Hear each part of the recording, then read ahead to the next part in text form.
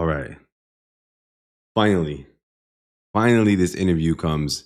Let me just move everything over. All right. I was looking for this interview yesterday. Revolt TV said they were going to have it. It did not go live yesterday. So now it's on YouTube. I think it dropped a couple of hours ago. So I'm really excited about checking this one out. Let me just get everything set up here.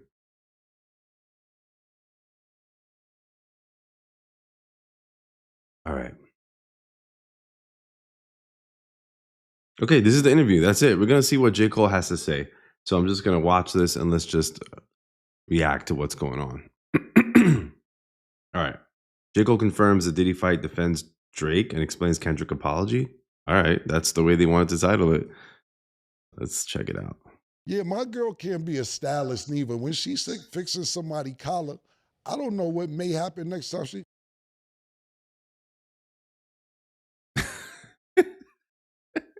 What's up, man?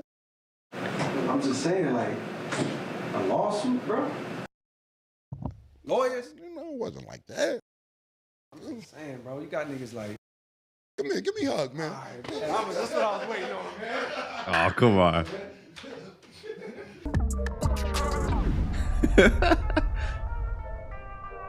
All right, this is exciting to watch, man. I'm really excited to see what the hell J. Cole's about to say, man, because now finally we got this whole interview. All this is definitely all set up. You know what I mean? I don't think it's going to be like a glaze fest. This is definitely like the way Nadesca's was. I think this is, you know what I mean? It's going to be a little bit, I think, more hard hitting. And let's see. What's good, everybody? Welcome back to Talk with Flea. Now, look, I got a real special guest today. An introduction is, I would have to have a scroll, an old school scroll for an introduction of my guest today. And I know a lot of people thought that this interview probably wouldn't happen, or we wouldn't be speaking, or we wouldn't even be in the same room.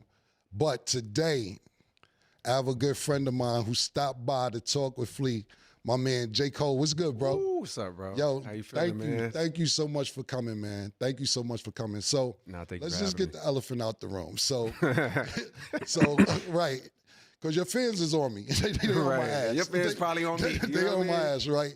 So, a couple months ago, I put a lawsuit out. I never talked about it, never said anything about it.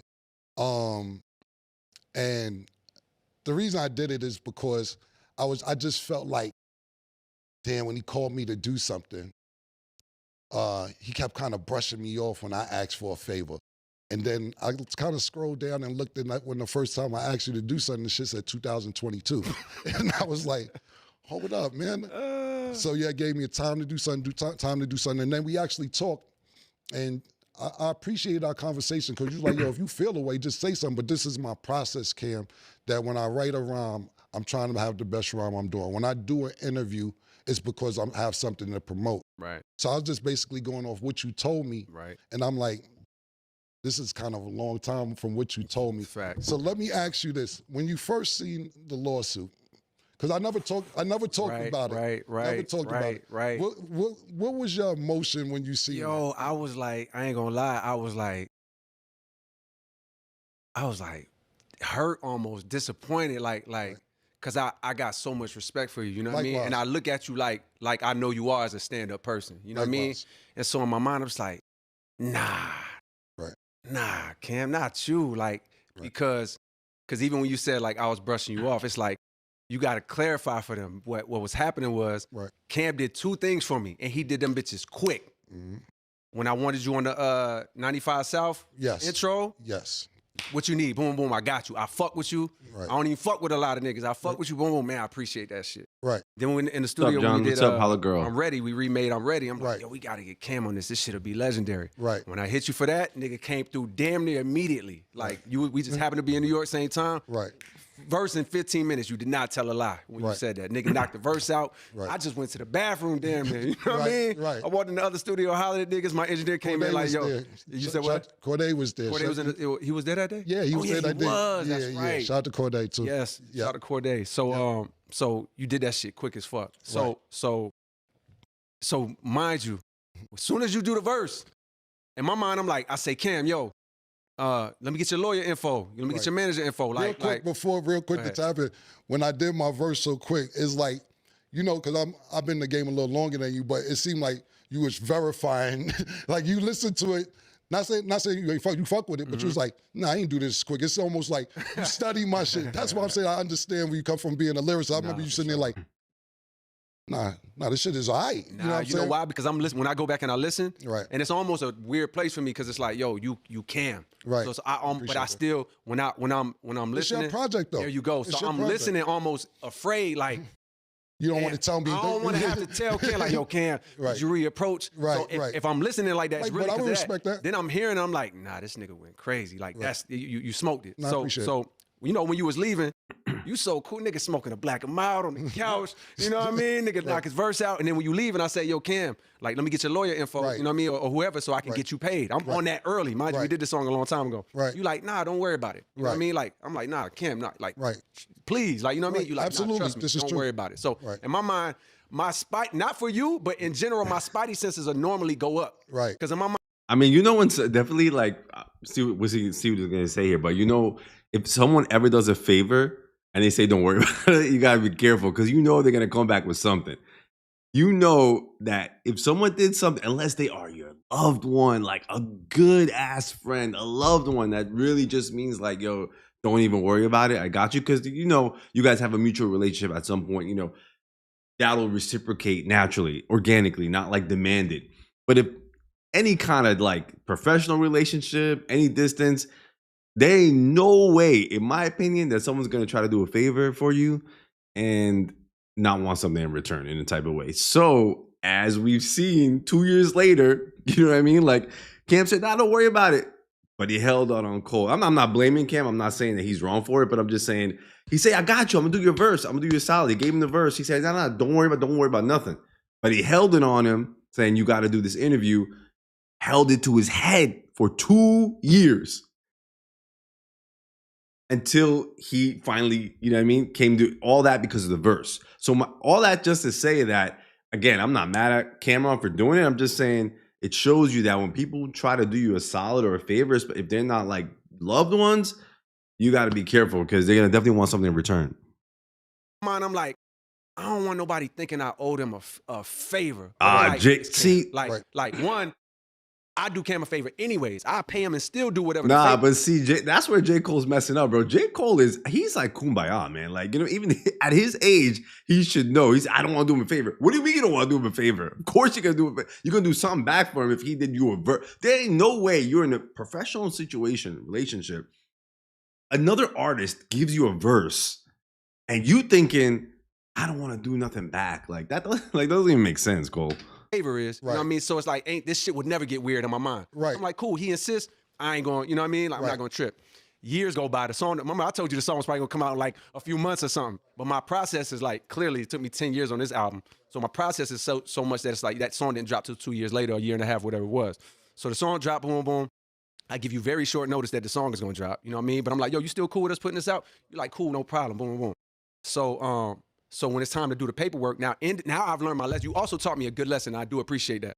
Because industry standard is like, if somebody do a verse for you or they produce for you, how we move, we so last minute. And in the game, it's like standard to be like, we'll work it out after. Right. Because everybody moves like understanding industry standard. Like, okay, he might ask for 20%. Right. Cole yaps a lot, doesn't he?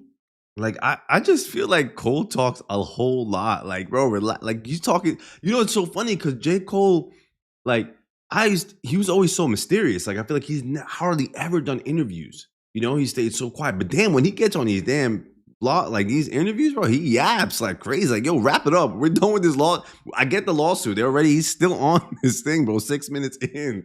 I get it. But he definitely yaps a lot. There's also another thing about Cole's body language that kind of throws me off a little bit. I don't know how to explain it, but something about his body language is a little, it's I don't know. It's a little weird to me, but.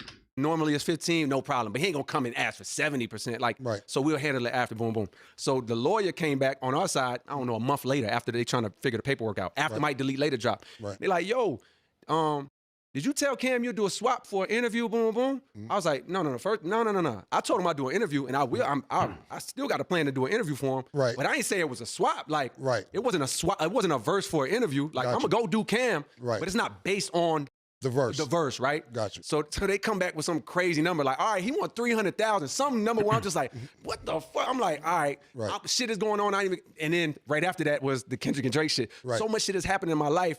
That's not necessarily a priority for me. Right. Meanwhile, you hitting me around that same time, like, yo, bro, is it, like, what you think about doing an interview? Right. I'm like, Cam, I would love to do an interview. You know I fuck with your platform. Right. I would love to do an interview with you. Let me get this album out. Right. Now, here's where I fucked up. And if I go back, I'll start doing shit differently. Right. Like, I was telling you when I thought I'd be done with the album. Right. So I'd be like, if at this time it's April or May, I'd be like, you'd be like, cool, just let me know I'm starting this thing, this new, you hadn't even started this yet. Right. I damn near maybe it was gonna be your first guest or some shit. And that's exactly what it was gonna be. There you go. Absolutely. There you go. So what I was telling you was, damn, he was gonna be his first guest. By the way, when I saw that Revolt thing, like the other day with the app, I just opened it up to try to get this interview. There was like 25 episodes. So for Cole to have been the first, bro, like what? Like, I don't know. It's kind of messed up how he left him hanging like that. I get it. Like, last year the battle was over. So I don't know. I think Cole was going through something and he was just trying to like hold off on it as long as he could. Just doesn't look like he was ready. I think he just wanted to drop the album. I think I had this shit done by September. And mind you, when I'm saying that, I'm confident in it too, damn near. Right. I'm like, yeah, I should be done by September. I've done this before. Right. But I ain't know that I had to get, I had to get my hair right. I had to get my energy right. And it took me a lot of elements, made it so that by the time September crept up, I had you on my mind the whole summer. Right. I'm like, fuck, I told Cam September I'll probably be done. I'm knowing, and this nigga, you don't play about your business, and I really respect it. I appreciate it. September 1st at motherfucking 9 a.m.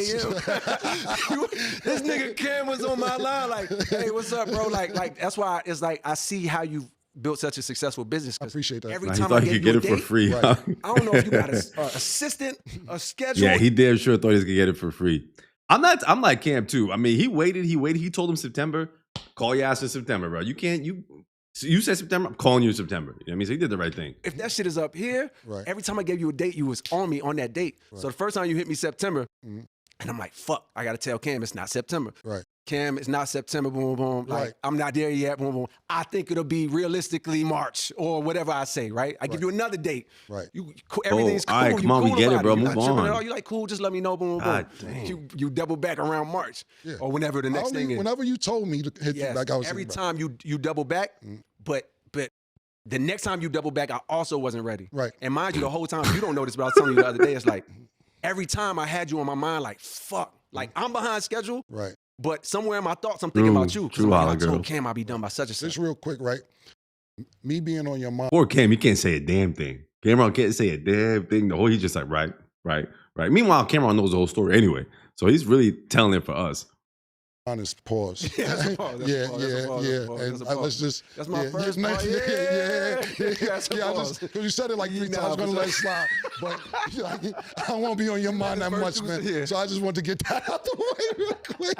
Yeah, that's what I'm saying, right? Isn't his body language off? I just feel like I don't know. He talks like I don't know how to describe it. Like one of those people who's just like, I don't know, like slick, you know, he just the way his body language, he just does too much with his eyes and whatever. I don't know. Maybe I'm being overly critical about it, but it's just like a little sense I got. My bad. I don't want to interrupt the story. Go ahead. Go ahead. I'm sorry. So we in March. Now we in March, or wherever we at. Whatever the date is, now you follow up again. Right. Now I got to hit you with the news again, right? and I think this time is when you hit me. I could feel, this time when you hit me, I damn near didn't even want to text you. Because I'm like, I can't text him the same thing I text him. Let me call him. Right. So this is when I called you. I don't know if you remember this, but I called you. I'm like, yo, let me just call him. And when I called you and we got on the phone and I hit you now verbally with the same thing I hit you with on text, I felt the Harlem come out damn near. Right. You know what I mean? Where you was like, yo, I understand what you're saying, but like, let me tell you how I'm feeling. Like when you asked me to do something, I showed right up and I did it and I knocked it out. Now when I'm asking you to do something, it's like, you gotta now it's all of this time and boom, boom. It's You're like, yo, flaky. I'm not understanding. Which I felt your energy. I had to go, whoa, Cam. Right. Like I feel like, I'm sensing your energy and I'm realizing like we don't even really know each other like that. Yeah. I respect you. I got a lot of love Likewise, for you. yep, and, yep. and I'm assuming you respect me, got a lot of love, but we don't really know each other. So I feel like you may think that I'm trying to give you the runaround or play with you or boom, boom, boom, and it's not like that. Right. Nigga, if you only knew how many people. Bro, Cole is, why is he talking so much about this, bro? Like, that definitely, it does feel like he be lying because he just be adding information for no reason. Like, he just doing way too much with his, like, with his explaining. That you know, I've maybe done the same thing to, and it's not, and that's when I explained to you, like, yo, I don't move like that. Like, I'm not just jumping out to do an interview for it's like, yo, I want to talk about the music and anything else that comes around the music, cool. But it's like, I don't have nothing, especially at that time. If I jump on an interview, what do niggas want to hear about at that time? It's like, man, no, my mind is on trying to finish this shit I've been working on for so long. I explained that to you. You said, cool. You know, the conversation was great. You know what I mean? We had a real conversation. And then I gave you another date. Right. And this last date I gave you was probably like June of last year or whenever it was. Right. And I remember because we started mixing the album for real a little around the time after I talked to you. We started mixing in tape. Right. We never mixed in tape before. We mixed in tape because, you know, we was listening to a lot of Mobb Deep along the way. I was about to say you took it back to reels. Yes, we took it to reels and tape and like mixing on the board. And we mixed on the board before, but we ain't never hit tape. Right. And Q-Tip was in the studio one time with me, and I had to ask him, like, yo, bro, like, what was y'all doing on Mobb Deep? Yeah. What was y'all doing? And he was just telling me, yeah, we was hitting tape. We fucked around with tape in the past, but never like this. When he said that, shout out to Q-Tip, because he changed our whole perspective. Why is Cole and I talking? realized, Holy now we got to learn, but then we have to learn how to use tape. Right. And I'm realizing this shit is hard, and I ain't even having.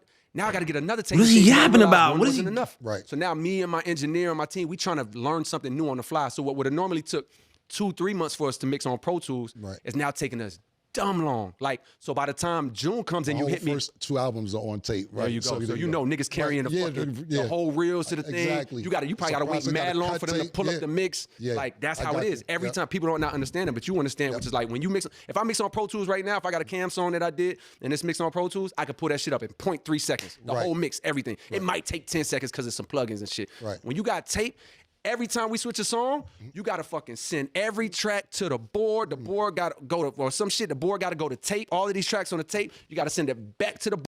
Yeah, I'm not lying, bro. I'm bored. I'm waiting for him to get to the juicy spots. I got this on speed 1.10. But I don't know, Cole just keeps on. Bro, like, he's gonna put me to sleep. Let's go. Come on, Cole. Did Camron ask a single question? We are 12 minutes in. I don't think Camron asked a single goddamn question. Board, you got to get the board dialed in by hand, exactly how you get the. All right, let me chill. Just had go. it last time, just to make a change. Right. So now, by the time you hitting me in June on this last time, right. Now this is where I understand and I get it. Right. You hit me again.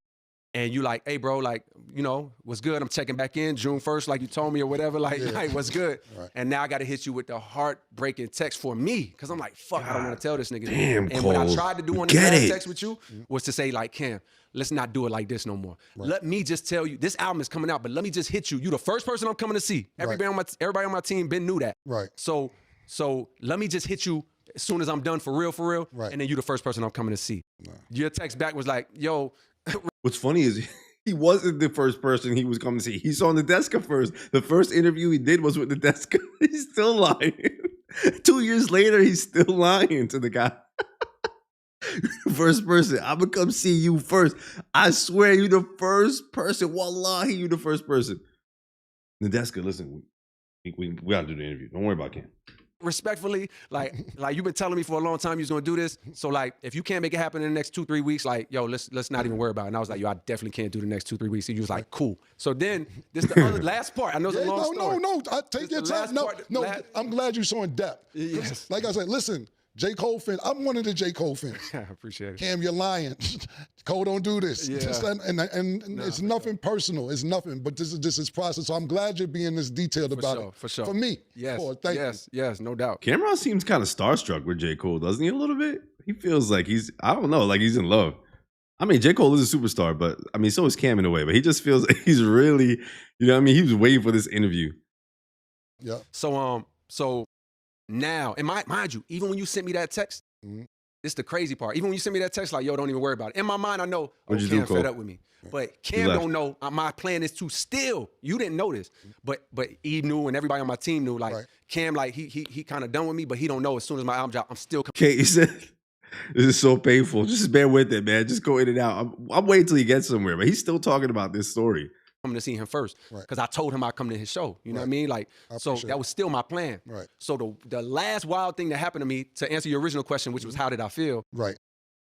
About a month before I'm not even gonna say this, around like August, September or whatever the date was in the fall, I got a random text from you. And it was like some like DocuSign thing that you was telling somebody like yo, I think you sent the wrong one or something like that. I'm thinking somebody hacked your phone. I remember. I'm thinking somebody, because you know people be playing on phones and trying to hack. Cole. So I'm like, yo, bro, you good? I hit you damn near back in at least 10, 15 minutes. Like, yo, you good? And then you was like, oh, no, my fault. Wrong text, like wrong person. I'm like, all right, hope you good. And then you hit me like, yo, everything good. So in my mind, I'm like, you know, we still good. And I still got plans in my mind to hit you. So then a month later or 3 weeks later, when the lawsuit come out, I'm like, come on, Cam. And only because it was like, what does he want, bro? Like, bro? Honestly, I really feel like at this point with this goddamn story, he's telling this in 15 minutes. We've been waiting for this interview 15 minutes. Cam didn't ask a single damn question. He's still yapping. He's telling every single day what happened, every text that he received. Nobody gives two shits about all this stuff, all the details. Cam really needed to sue him at that. And what's sad is that that's actually what got his attention. I think that's what he needed to do, honestly, which is sad, which is really sad. You know what I mean? 2 years later, for Cam to be waiting, sue his ass. You really could have hit me. Like, although it was taking a long time, I don't give a fuck if you would have called me. You know what's crazy? Again, I don't mean to stop because it's already weird. Like, I'm just gonna stop it little by little. But like, he's saying like, you could hit me. You could always hit me. You could don't worry about it. He was hitting it for 2 damn years. like this is what I was saying yesterday, man. Like, j.Cole fans who come in here, like, they get upset. I'm a fan, like I said, it's not about the music. I'm a fan of it's just like the way Cole is talking and moving. Like, something doesn't feel genuine sometimes, or just like two-faced or whatever. I don't know. I'm not gonna like, you know what I mean, criticize him that much, but it's just like, it's weird, bro. Like, the story he's telling is completely against him. So let's just see. Hopefully this like pans out and he gets somewhere. I mean, it'd be like, yo, nigga, what the like you could have screamed on me. We could have argued, boom, boom. I would have preferred that than the other way, because I was just like, damn, Cam, it never got to that point where you couldn't like holler at me or whatever. Look at it. You know what's funny? I think we covered this yesterday for chat, for y'all. If someone tells you that they're gonna do something for you, and you're asking them every other month, and he's still saying he could always hit me up, like, no problem. He could always check up. Don't worry about it. Like, always ask me. 2 years later, are you gonna be still waiting for them? Like, you, chat. Like, if anyone promised you something, are you waiting for 2 years? Like, Cole, he's a little bit like delusional. Like, these are the examples of Cole as hopefully he gets somewhere when we talk about the Kendrick stuff. Like, he's kind of delusional a little bit. You know what I mean? Like, with this whole thing about how he's like, oh, he wants to, like, you know what I mean, baby Drake. He doesn't want anyone to hurt Drake. Like, he's really delusional about how the world kind of works, bro.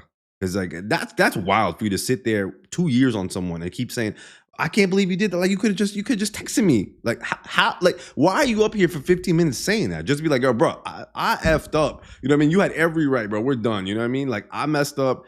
I should have just done it, bro. Let's move on. You know what I mean? What else is there to say? 2 years is crazy, right? Like, bro, it's 2000. Like, what are we doing? So my first thing was disappointment. But then I was like, and my first thought was like, fuck it then. Like this nigga ain't even know I was still gonna come to his show. Right. Like, my first gut reaction. Like, we're not coming. And it's like information. We're not coming to his show. Like, within the lawsuit itself, and you know, the internet running with it. People hit me like, yo, what's going on with the Cam shit? Boom, boom. So like my ego reaction is like, all right. Quietly, I'm like, man, fuck this nigga. Boom, boom. Right. But quickly, what? I'm Why? like, but nah. Like, I get it though. Let me put myself in his shoes. Like, yo, the nigga feel like he was getting a runaround. Come on, bro. You know what I mean? He don't know you for real. He don't know your heart for real. Right. He think you trying to play. And Cam is probably like, I seen this movie before. Right. You don't fuck with me. You don't want to do the favor. You trying to drag me out until I don't want to do it no more. Right. All right, nigga, bet. And I got one in the chamber. I never signed that paperwork for that fucking for that verse. So here you go, boom, just to like hit me in the rib. You know what I mean? And it's like, all right, cool. You know, this interview feels like, I'm sorry to keep, I'm gonna stop every once in a while, but like, not that it's bad, but like, it already is bad. But I feel like it's bad for. I can't wait. Hopefully, we get some juicy stuff. But this is weird to me. Like, this doesn't sit right for me. Like, it just feels bad for Cole. Like, I don't know. It's something that takes away from his aura a little bit. I think Cole is just really comfortable, rightfully so, that he dropped a good album. Like, I'm not gonna take that away from him. Like, the fall off was good. Like, he, you know what I mean? He did that whole rollout. I thought the rollout that he did for the fall off was exceptional. I think he taught like people a lot of stuff. You know, just getting out there, meeting your fans. Like, he did a great job. So I think he's like really comfortable now, like in his skin. You know what I mean? Like, he was staying quiet shut for those 2 years, right? He won't open his mouth. But when he dropped the album and it was well received for the most part, you know what I mean? And he got to meet his fans and he probably connected. He's like, I got my fan base now. So he's like super comfortable now. But to me, it's like what he's like yapping about here doesn't feel like beneficial to him. But like, I guess he's in a space where it doesn't really matter. Like, and even when he gives us 2 years worth of conversation. That's so true. He's giving us 2 years. Yeah, but like 2 years and like day to day to day to day, bro, every damn text. But he's still lying over here. That's the problem. That's what's funny about it. Understood that and accepted that. I still said in my mind, I was like, yo, I'ma still go see I'ma still go see. And that's what you called it? I'ma still go see Cam. I ain't gonna see it, but I'ma still go see Cam. It's been a year. I'm still gonna go see him. Don't worry about it. Say, regardless if you still want to sue me or anything else, I'm still, and which of course, it was never going to go nowhere, but for me, it was more like, I need to get this nigga attention because I'm not going to call on bark on you. We got a cool relationship. We never been there. It ain't like we've been to the club together. We don't know each other to scream and yell at each other, no shit like that. So I just took it more of like, to me, when I looked at it and I looked at the time, like, and you did a great job explaining. Yep. I just looked at the years because it was turning into years. Facts. And I'm like, yo, and you made a great point too. You didn't look at it as a swap, and we come from two different. I'm a little before you, so the way I used to look at it, or not niggas in my generation, to be like, yo, I did this for you. I need you to do this for me. Right. That's how I looked at it. Even though you're explaining, that's how you never looked at it because you offered to pay me. I'm not charging you. I tell niggas no all the time. I don't like niggas. You know what I'm saying? I don't really like a lot of people, especially rappers. I don't even like. You're great lyricists. Like I said, thank you, bro. Like not just for your generation. Period. So I'm like, let me get a verse. Cam and take me to, matter of fact, fuck the verse, let me get the interview, yo. Pardon me. And then that's when all that shit came out at the same time. So more of the story is I get it, and thank you for being here, bro. And thank you for having me. That shit was never going. There was no moral to that goddamn story. That's one thing. There was no moral at all.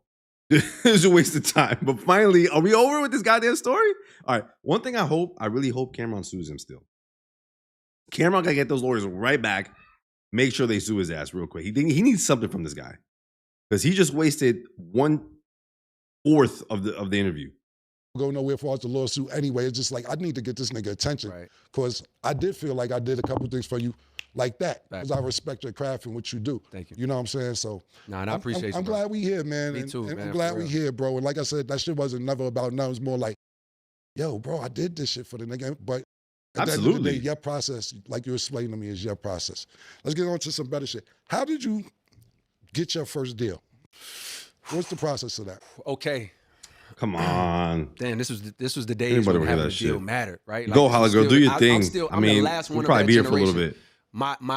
Me, Kendrick, Drake, we the last ones from the generation where a deal mattered. Your generation, a deal mattered. Absolutely. You get a nice nigga like Cam or a nice nigga like Mace, you get them a deal in a situation. That absolutely matters. They have a shot. Right. Nowadays, it's like, bro, if you just do the right online campaign, you can blow without the labels. But I'm the last generation of that. So I moved to New York. I went to St. John's to be around the music industry. I'm from Fayetteville. Ain't no music industry. You could say, I'm here to react to this. It is not hating, whatever. If it's hating, it is what it is. I'm here to react. I'm just calling whatever I see as I see it.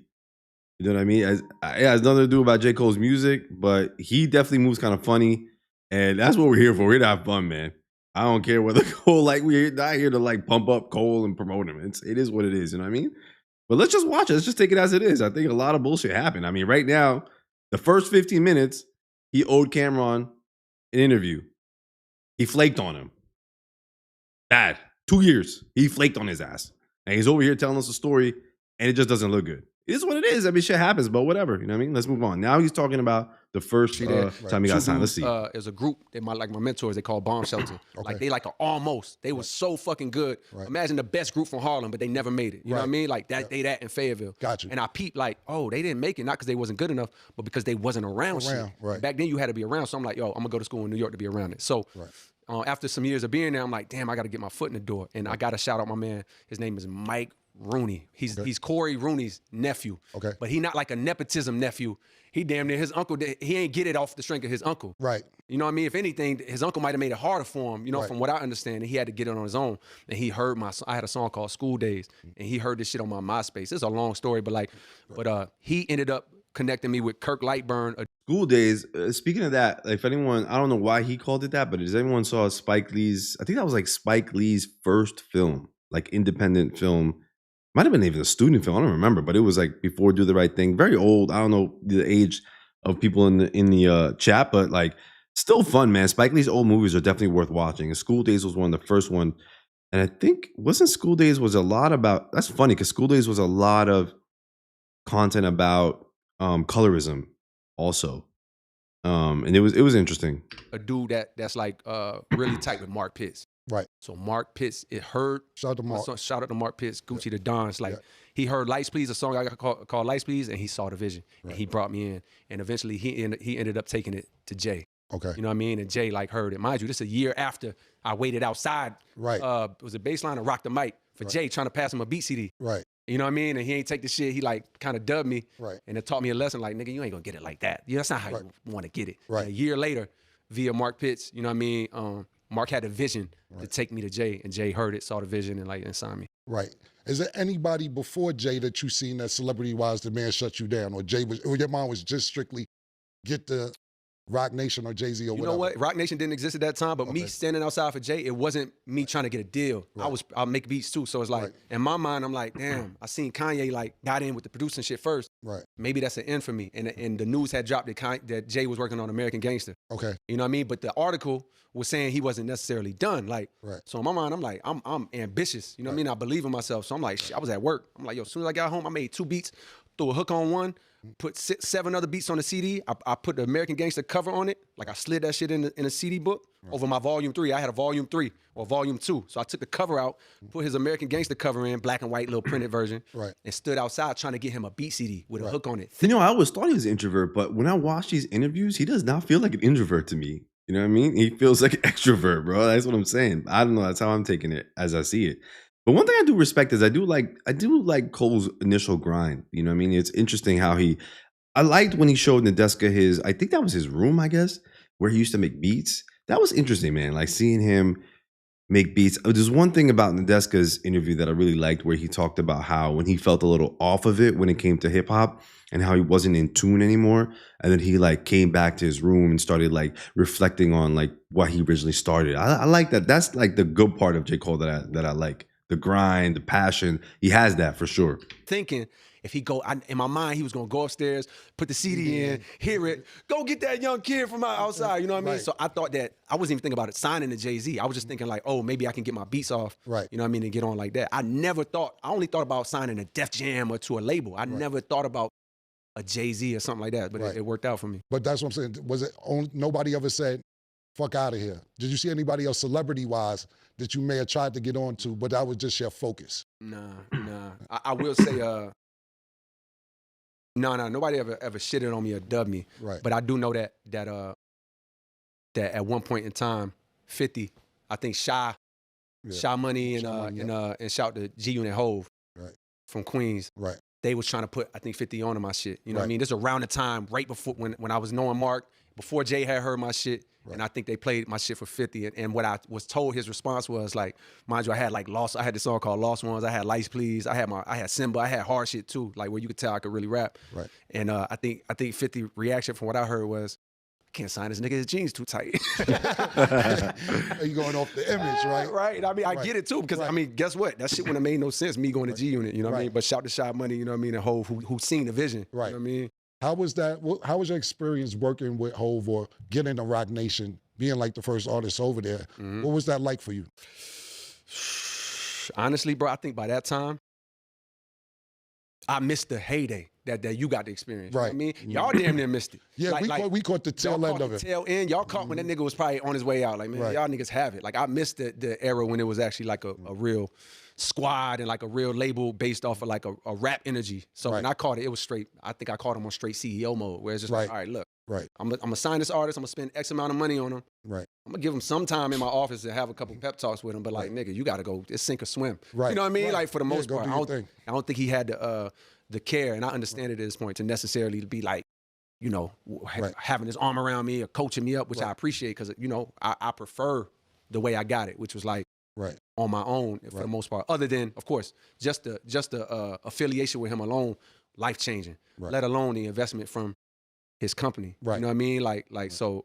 But other than that, trying to navigate the waters of how to blow and when to release or how to do it and bumping my head, that shit was like on me and on Eve and like on us. Is that part of the reason that you said maybe I don't need to be here after a while and take your own thing to Interscope? Why didn't leave Roc Nation and go to Interscope? Now first I went to Interscope with them. Okay. Because they had a deal with Columbia. Right. And then they deal with Sony was up. So they took me to the Universal on my last, on my last couple albums. Right. Then we converted it with Roc Nation from a record deal to like a distribution deal with them. Okay. You know what I mean? And when that ran out, it's like, yo, we worked something else out. I think they got what they needed up out of me. I got what I needed up out of them. And it's like, it's you know. Right. So when you get in the game, you come from Fayetteville, you're in New York. Now you're in the game and you're getting this, people loving you from the beginning.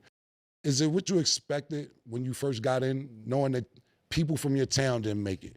You're getting this success because people gravitated to you. What do y'all think of these questions that Camron's asking right now? I mean, it is early, but probably we're gonna get to harder questions later. But what do y'all think? I don't know. It seemed like kind of really softball questions. I don't know, or like basic questions. Really quickly. And it seems like you're more, once you, like now to me, just how I look at it, and I could be totally wrong. Like, I'm gonna pop out when I wanna pop out and get my music out, and then I'm gonna go live my life with my family. Because there's plenty of times I call you and you'll be like, yo, I'm in Africa. Yeah. You know what I'm saying? I'm doing what I do. Yeah. So it's like the music industry at this time, I'm talking about when you first get in, are you excited? Is it what you expected, or you just wanted to do what you had to do and move on? Nah, I feel like, I think I always had a long-term plan when I was young, to get it and then go back home. Right. But I ain't gonna lie, like, nah, I didn't have expectations. That shit was a slow grind. Right. Like you look at somebody like Drake, it's like the rise was meteoric. Okay. Like 50. Okay. It was like 50 had a mixtape. I mean, I don't think it was, but he said something interesting where it was like he had this idea that he would just go get it quick and like go back home. And I think that's like a good point, because that's something that a lot of people feel like when you're trying to go achieve something or do something. Sometimes, like when you're trying to do it, you just think that it's going to be quick. You think that I'm just gonna go do this. I just got to figure this out. I'm just gonna do it. Like it's gonna be quick, and then I'm gonna be done. Like you're always thinking about that, right? Like when you're trying to achieve something, like, and then we're done. But yes, like what you realize is whenever you set out to do something, that it ends up being way more. Not necessarily difficult, but like difficult and challenging, and takes more time and bumps on the road and change in like identity, and just you end up dealing with so much. You find that the path is so much longer, you know? So I think my point in saying that is that, like, I think sometimes we have to like reframe, like when we're going to achieve something or work on something, that it's gotta be that you're working on that thing for a while, for however long it takes. Not that like, I'm just going to go do this and I'm gonna get to the end, I'm gonna be done. Like, and it's like that in life in general. We're always looking for like, okay, I just gotta get a job. I just gotta make money. Okay, eventually I gotta have a, girlfriend, boyfriend, spouse, whatever, But all those things are like lifelong journeys. You know what I mean? Like they're lifelong journeys, and we never see it that way. It's almost like the devil playing with you, thinking that you're gonna achieve. Anyway, that was just something interesting that I caught from this. That's just like an interesting life lesson, and we always think that it's gonna be quick, but it's never quick. Tape run, but once it although plus I wouldn't say he said Drake's rise was meteoric. I mean, it was massive.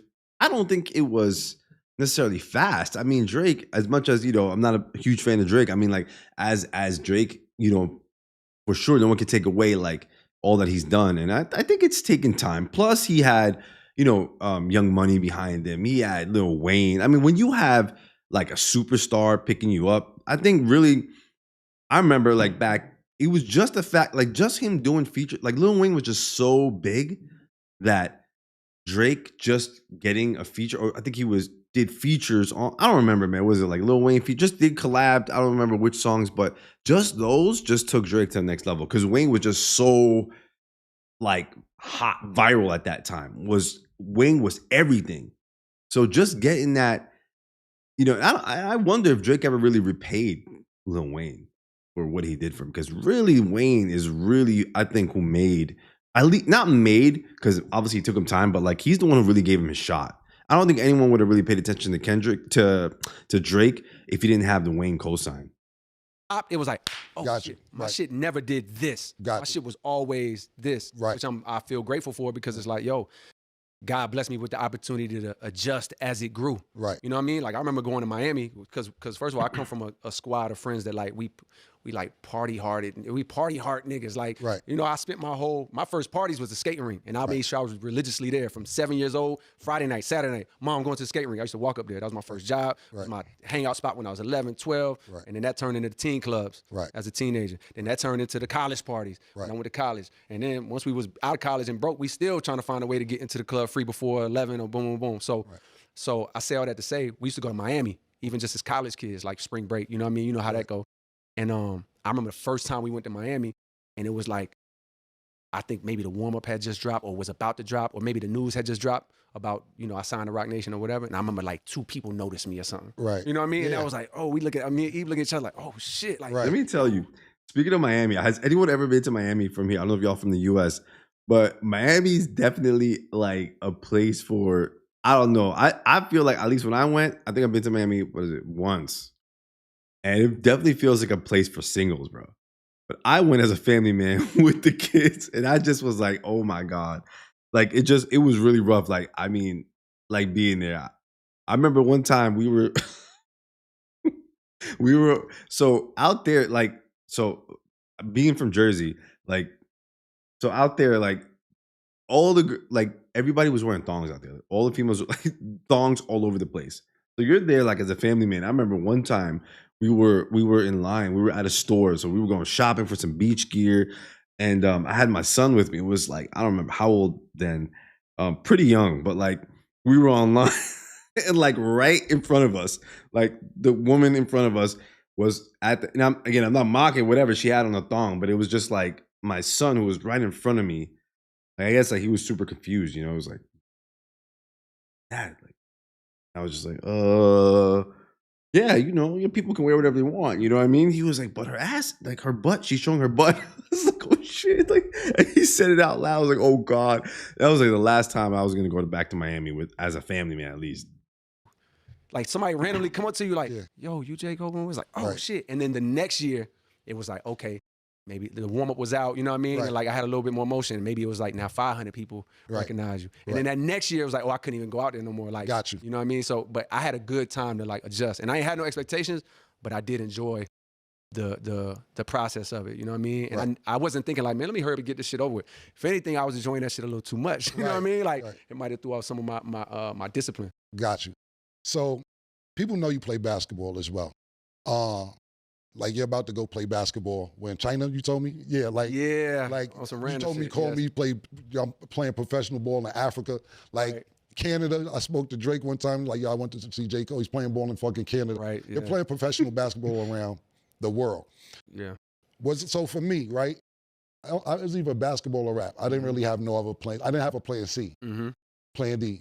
Is that what you focused on growing up? Like, I want to be a basketball player, or I want to rap, or did you have other goals? Yeah, those were both of my goals for the most part. But I ain't gonna lie, like nigga, I was, and still to this day, like I'm not going to play professional in Africa because I'm some nice nigga. Like I can hang on the court, I can shoot, you know what I mean? I can defend, but I'm not, and never have been that nigga on the court at any time on any level. Like when I see, you know, they got that famous clip of you in high school. Like, nah, you was getting to it. You know what I mean? You was one of them ones. It's like that was never me with basketball. Although I had a love and a passion for basketball, I always feel like, yo, I left a lot on the table because I ain't have direction. I ain't had nobody around to be like, nigga, you ain't even good.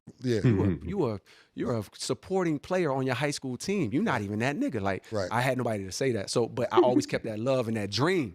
Even though I'm not good enough, I still had the dream. And what that dream did is it allowed me to get better over time. So who I was at 17 as a player, I was way better at 18. Then I was way better at 20. Then I was way better at 22. I actually kept getting better as a player. And so the basketball shit is like me just trying to scratch a last itch. You know what I mean? Of like, you know, the whole thing of like, he's saying here, like how having someone to tell you like he was trying to play basketball. It was kind of crazy. He did basketball and rap, but not having someone to tell you that you're bad. Like sometimes that's pretty good. You know what I mean? Sometimes it's good not to, you know what I mean? Because you don't want to bust your, you know what I mean? Bust your dreams up. Sometimes it's good.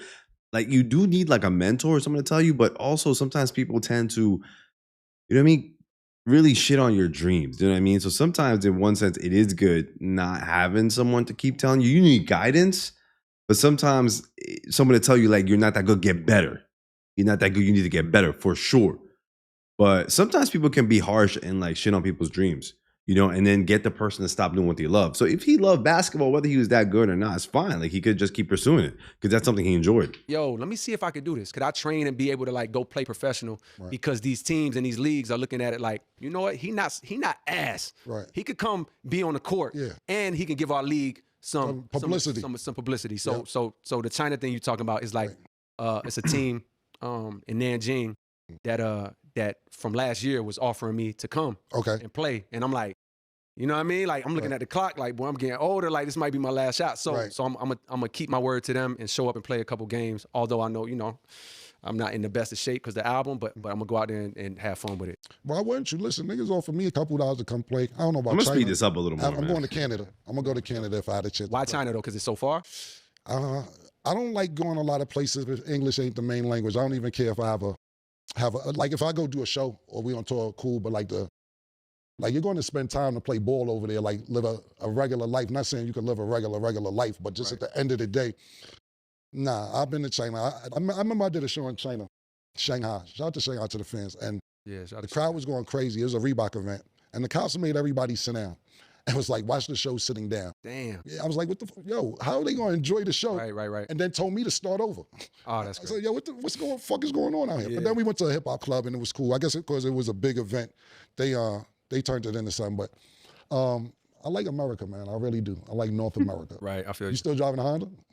Hell nah, like in my regular life. No, I'm saying you kept it around for it's parked at the crib. Okay. It's always been parked it's sentimental to you. Oh, it's what's the sentimental value to it? That's the car that I used to get back and forth from college in. Okay. You know what I mean? Like that's the one. So if I had a 3-day weekend, like, you know, college, we off on Monday. Right. That Friday after class, I'm driving back home. Got you. So like I-95, like I didn't hit that route. You know, I think that's actually crazy.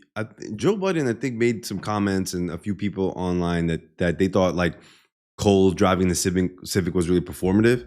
I didn't see that as much as I'd be like sometimes hating on Cole or whatever, as people say. But like, I didn't think so. I thought it's amazing that he actually has that car. I don't know anyone who at his age that still has the car from back in college. The fact that shit's still around, that lets you know you need to get a Honda Civic. That shit can last that long is crazy.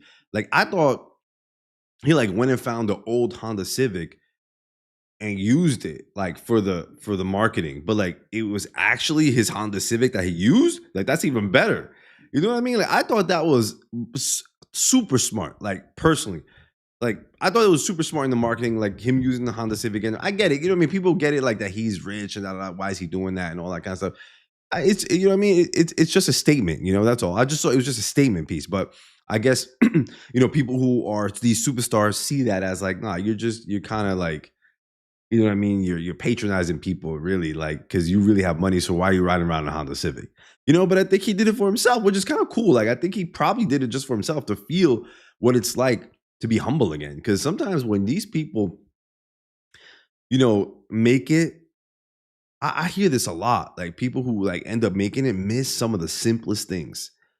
Like people who, I literally just saw a video the other day of someone who was like a millionaire and said, like when they were getting ready to go on a trip, they said the only thing I want to do right now is just go have a bagel and coffee. And was saying that sometimes when you can afford these fancy cars, like, and you realize that you can afford it, then it doesn't matter. It's like we always grind for these things, but then once you get it, it's almost like, oh, like that's it, like okay, like whatever. I know that sounds bad, right? For us who's still trying to make it and do things, like it's like, yeah, it's easier said than done. I mean, it's like, yeah, all right, I'll figure that out when I get there. Let's see if that's true. But I do hear it a lot. So I think Cole, the idea was that him being a superstar, trying to humble himself and like put himself back into that mode. And I think that's fire, bro. Because if I could go back, honestly, if I think like being older, if I could go back and ride the car that I had when I was in school, like that would be kind of fire. You know what I mean? That would be actually, and then knowing that I've surpassed that, or like, you know what I mean? That car is old as hell now, but just knowing that I can do it, it would be a good feeling. I have to say that. So much Right. back and forth. I know to this day, I know exits. Right. Like I know when I'm in Maryland, I know if I get off on this exit without even looking at the signs, I know it's a gas station right over there. It's a Chick-fil-A, boom, boom, boom. And it's always in this car. Parties Right. in this car. Me riding around with Ebe in New York, Right. playing a song I just made in my room or at the studio with Mike Rooney in this car. Right. When So Far Gone dropped, this nigga Ebe was trying to put me on. Right. I was damn near avoiding it. like everything happened in the car. I remember I pulled over. I had to go piss. Right. I pulled over on the street in New York, just found me a little corner to go piss. Yeah. I came back.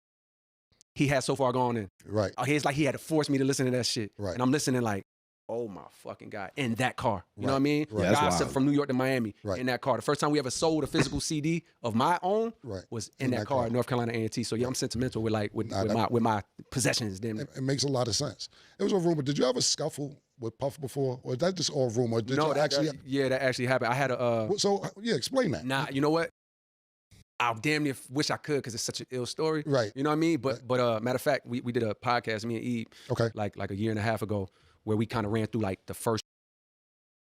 This shit just came out. Just came out. All right, I think it's working now. Part of my career up until Forest Hills Drive. Right. And we had a bonus episode that was the whole episode was just about that night. Okay. And that altercation, right? Right. And we was gonna put it out because at that time, you know what I mean? Like me and Puff, like we hadn't had no problem for years. Even after that, like it was cleaned up quick and we was in a good spot. Right. But you know, Puff was on the song that I had on. What happened with him and Puff? Like, so we was gonna put it out, thinking like, yo, it's cool. Like enough time has passed, he ain't gonna feel no way, boom, boom, boom. And then all the shit happened with him. Right. And I was just like, nah, it felt like damn near like kicking a man when he's down. Like, you know what I mean? It was like it would have gave the news in the world more ammo. I got you saying. Just destroy this dude. Yeah, it wasn't a good time to put it out. It wasn't a good time. So similarly, right now, it's like I want to tell it because it's ill, but I'm like, nah. But it did happen. Oh, no, it happened. Yeah. Okay, got you. We talked. You mentioned a couple names earlier, and but let me say this. Absolutely, it did happen, but the stories be wrong. Okay, the narratives around it be wrong. Right, the remixes is crazy. The remixes is crazy, like how shit be happening. Right, but the remixes is crazy. Right, because you know people will say it happened, didn't happen. I tell niggas all that. Like when it comes to history, not just rap, I'm like, by the time we leave, if somebody get punched in the face in this room, by the time you get to Valet, it's 7 different stories on how they got punched in the face. You got punched in the face and his tooth fell out. Now his nose came off. Like the remixes of stories. All right, let's go. I think Cole on Kendrick is coming up next. Let's go. That's my man, but yeah. Right. So even what you're saying, you either missing details or misrepresented in the driver that's given. How at the beginning of the show, when I wanted to do the interview one of these times, and then this Kendrick thing comes up. So we have to put things on the back burner, which is fine. When you heard Kendrick make that song with Metro Boomin, and I remember years ago, when y'all was first, I don't want to say first coming out, when y'all niggas was kind of established, and he did a freestyle years ago, and it was kind of like, he kind of was taking shots at everybody, not just you, period. And I remember you was like, yo, I don't know how to sit with this. And this was not this problem that happened. I'm talking about maybe 6, 7 years ago. And he was like, I'm supposed to take this. You know what I'm saying? Because he's trying to make it seem like it was competitive.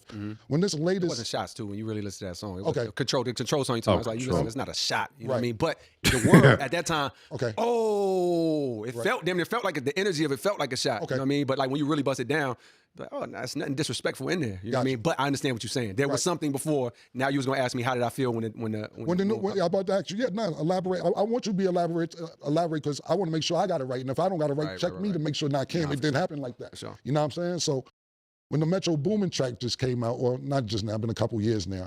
When you first heard it, how did you feel about it? All right, 2 reactions. One, I got he's ready. Probably about an hour or 2 before somebody hit me and said it. The way they worded it was like, yo, Kendrick, boom, boom, boom, right? So I'm like, what the fuck? I'm thrown off right there. Right. Automatically. I'm like, wait, what? Right. And then mentally I go to like, wait, I know we good. I just spoke, boom, boom, like. Right. Now I'm trying to think like, damn, did I do this?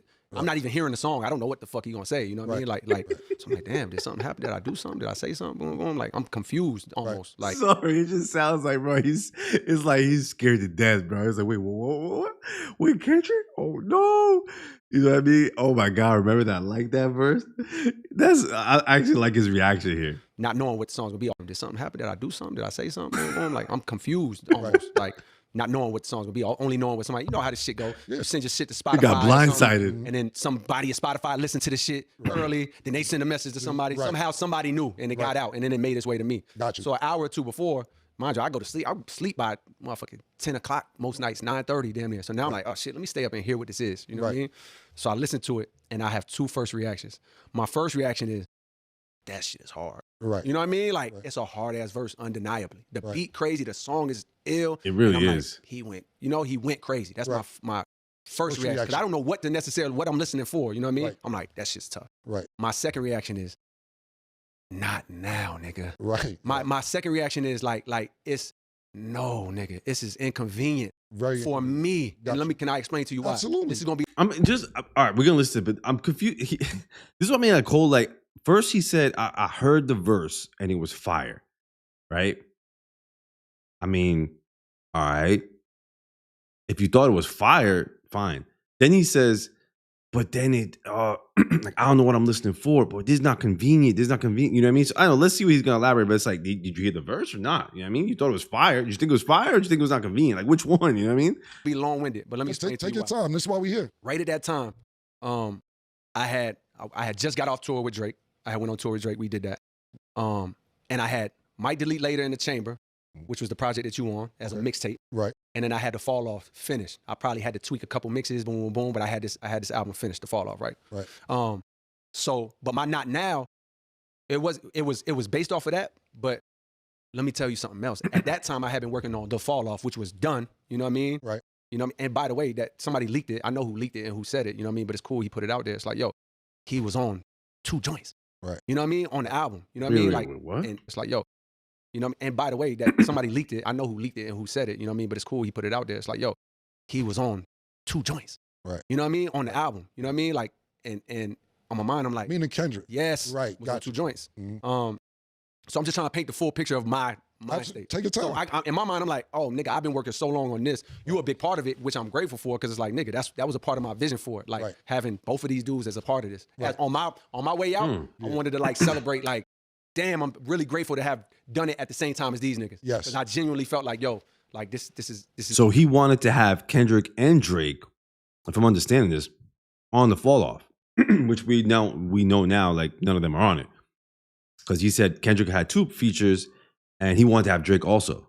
Is it for me? You know what I mean? And at least at this level, I ain't working 8 years on the album no more. Right. But there's something I'm leaving out. Yo, JCole's whole, like, his whole mission between bringing Kendrick and Drake together seems like it just completely, the plot just spoiled. Like, it just, the whole thing just collapsed. Like, he's trying to do this thing and just everything shut down. Like, he's been trying to bring them to be friends. It turns out they hate each other's guts. They're whipping each other's ass. And then the whole time he has a whole album that he's been working on for years and years and years. He's about to drop. He gets Kendrick features. He wants to get Drake. And in the end, none of them are on it in the end. So, which I think is just meant to be. I think that's just fate. It is what it is. I think he tried to implement something that really just wasn't meant to be in terms of like the Kendrick and Drake, kind of like bringing them together as this one, unison. Which is when that shit happened, ultimately, it became that whole situation from me going on stage, apologizing, boom, boom. It ended up being that whole situation ended up being the absolute biggest blessing for me. Right. And this is why.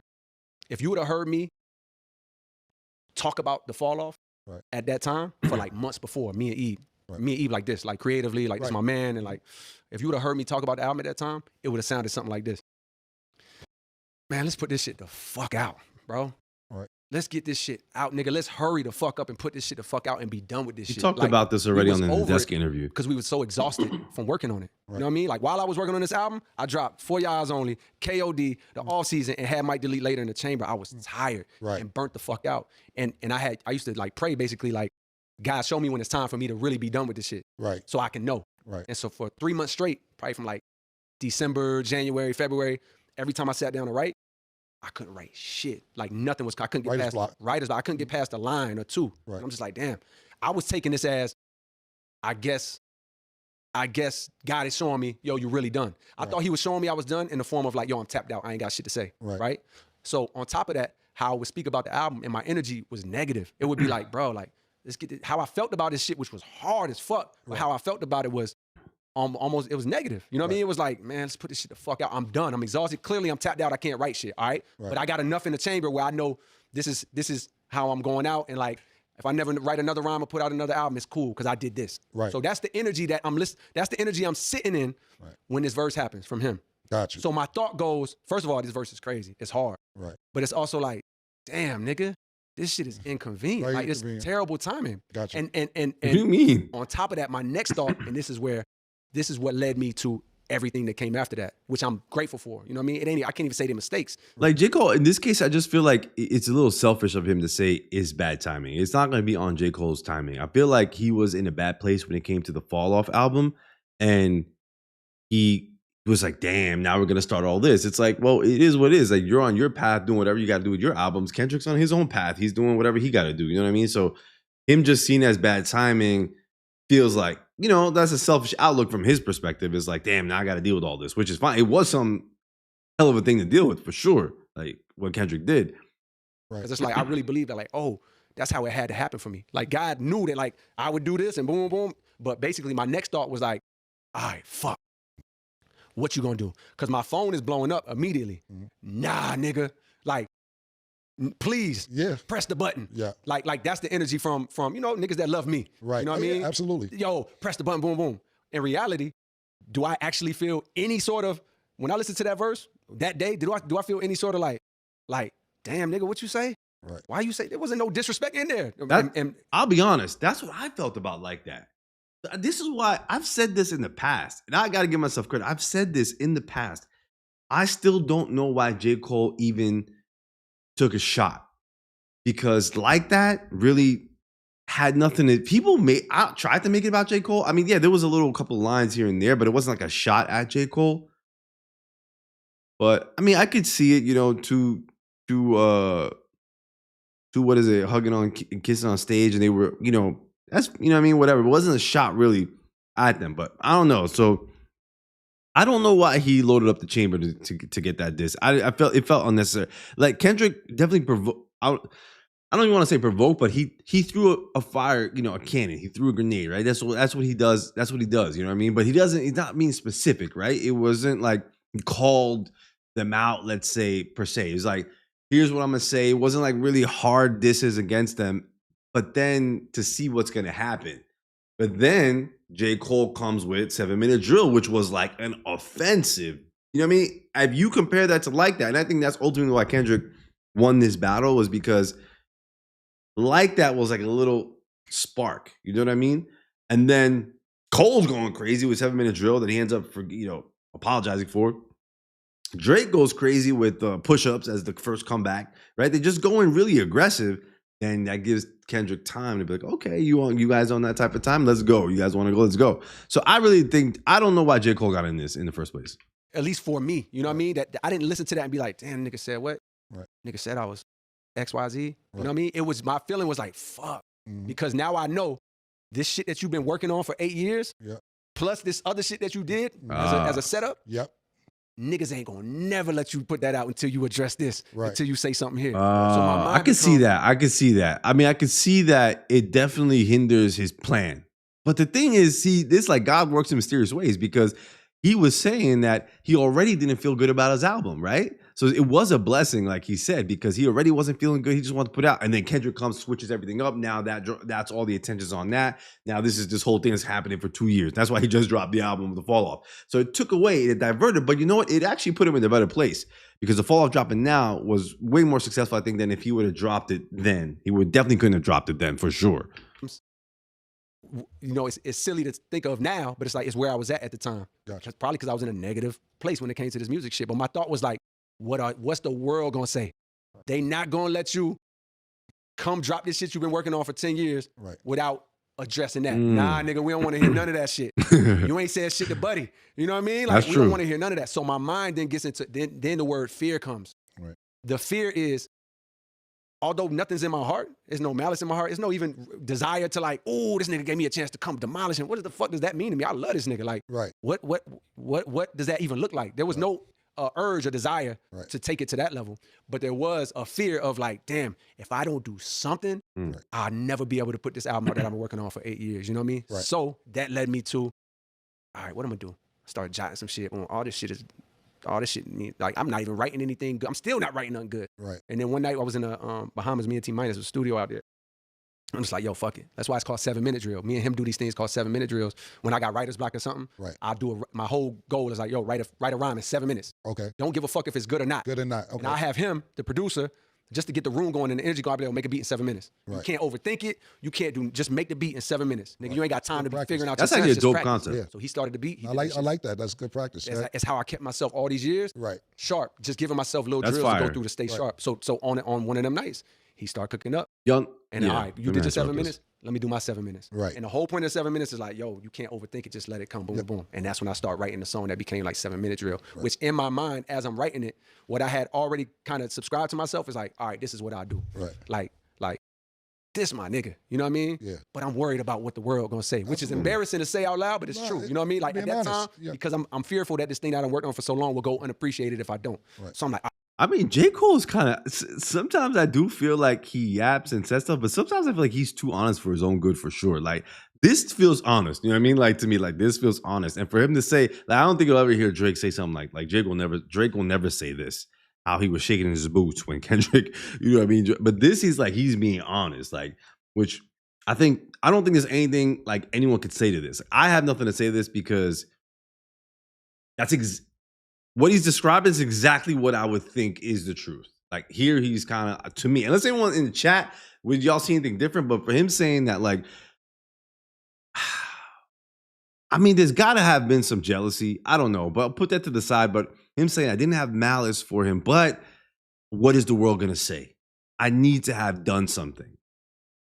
But the problem is he wasn't really in alignment with that, right? Like, as it progressed, the problem is he found out that he wasn't really in alignment with actually doing that, which is, so let's just see how this unravels. Let's just see. All right, this is what I do. Right. Fearful that this thing that I worked on for so long will go unappreciated if I don't. Right. So I'm like, all right, this is what I do. Right. Let me say just enough. Right.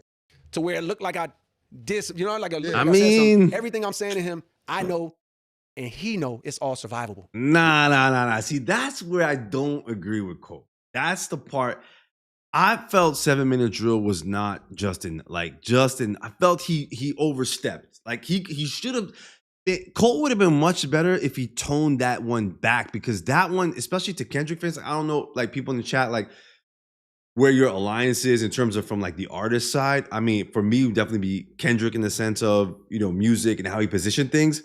I always felt like Cole, to me, as being a Kendrick fan first and J.Cole like liking his music second, that was an overstep. That would have made any Kendrick, you know, say, like, any fan be like, yo, bro, what? Like, then you go and disc his discography. I think, to me, that was the biggest mishap, because anybody who's riding for Kendrick and anyone who's like basically like this cannonball that Kendrick is releasing right at that moment, and then everything riding for him, he's backed by his catalog. Good Kid, Mad City, To Pimp a Butterfly, Mr. Morale and the Big Steppers. Like, this is like stuff that is like in the classic in hip hop. You know what I mean? I think that's just, I can't emphasize it enough. This part is important to me, because that is the part that really made me upset with Cole. Like, go in the ring, and if you know you're not in alignment with this thing, you're like, this is how I was like Drake. This is why I respected Drake more. I do, even at the end, I'm not a Drake fan. I still respected Drake more because he got in the ring, he did dirty. He went dirty as he could be. That's, I don't, even as a Kendrick fan, I'm like, whatever, bro. Like, let him bring it, let Kendrick bring it. He got as dirty as Kendrick got dirty. I'll admit it. Drake got as dirty as he could be. But that's how it has to be, bro. Like, this is real life. That's how it has to be. Cole is like not in alignment, right? He has an album he can't drop. He doesn't feel good about the album. He doesn't even want to drop it. Now we got Kendrick hitting the like that verse. He's like, man, I like Kendrick, but I don't know what to do. And like, what is the world gonna say? But I gotta write something. But what he writes goes beyond what he's saying here. Like, that's just the part that bothered me. Like, what he writes in that, like, she should have just, like, that was just like, bro, there was nothing in it. It was like a light jab. It was a hard ass verse. I think it just, because the verse was just so good and strong, it just was like, I don't even know what Kendrick is saying right now, but he's for damn sure dissing everybody. But he didn't even say much. Like, and like that, he didn't even say much. He just called shit out. Right? And Kendrick's just really good like that in that sense. But so I think he just overstepped, man. If he had just dropped something a little more light, I could agree with him. You know what I mean? It's nothing I'm hitting him. I'm not hitting What him else could he have said, especially if he doesn't have any problems? I mean, just keep it light work, you know, like just like the way Kendrick did like that. Like, you know, I don't have to like look up the lyrics now. I don't want to stop the interview, but like just from recollection, the biggest thing that I remember from Cole's 7-minute drill is just the like, all right, if you have a friend, right? Like, okay, you and a friend, you claim you love your friend, right? You claim you love your friend, or a girl, like someone that knows your secrets, or someone that you're good with, and then you guys get in a battle, right? And you're in front of people, but then that friend says something about you that is like, nah, like that's like, you know what I mean? They brought something nobody really knows, and I'm gonna make the connection in a second. But like two friends are fighting in public now, but they supposedly truly love each other or truly good friends with each other. Now when they're in public, one friend says something like about his mother, let's say, that nobody else really knows. And it's like, oh shit. You know what I mean? Like, it's like, and then the other friend's like, nah, like you weren't supposed to go there. Now, in the grand scheme of things, yes, I think the rap battle could have gone as far as it went. I'm talking at that moment, though. At that moment where Kendrick did nothing yet. Didn't do nothing yet. JCole dissed his discography. Like, that to me is like, that's low. Like, like to me, that's low. That's just my opinion. Like, to me, that's overstepping. You know what I mean? If like two friends and now you're saying, oh, my shit was trash and like, it was a sleeper, you know, people just gassed it up and Mr. Morale was garbage. Like that to me is overstepping in that moment. Like if I'm Kendrick, I'll be like, man, you're going to get it too if you're going to stay. You know what I mean? Like that's how I took it. So he could have just did more light work in my opinion. Maybe I'm overseeing it. I don't know. But that I don't know, man. I thought 7-minute drill was heavier than what it may. I guess it's just me. I really felt 7-minute drill was, to be honest with you, in the beginning, when it first came out, I was like, damn, Cole. You know what I mean? Like, even not being a Cole fan, I was just like, okay. You know what I mean? Like, I was like, oh, shit. Like, I felt he took it to the next level, which was fine. I was okay with it. Like, if it was going to keep going. But the fact that he's saying he's not in alignment, and then he ended up apologizing. Now I'm like, why did you go? Why'd you do all that? Like, why? You said something. You said, now you gonna come back. I know this is my man. He gonna come back. He gonna say something. You know what I mean? Right. Probably give me a line or two or give me a whatever. Right. And I'm gonna be like, you got that, cool. Now let's get to this album and really fuck him up. You know what I mean? In my mind, right?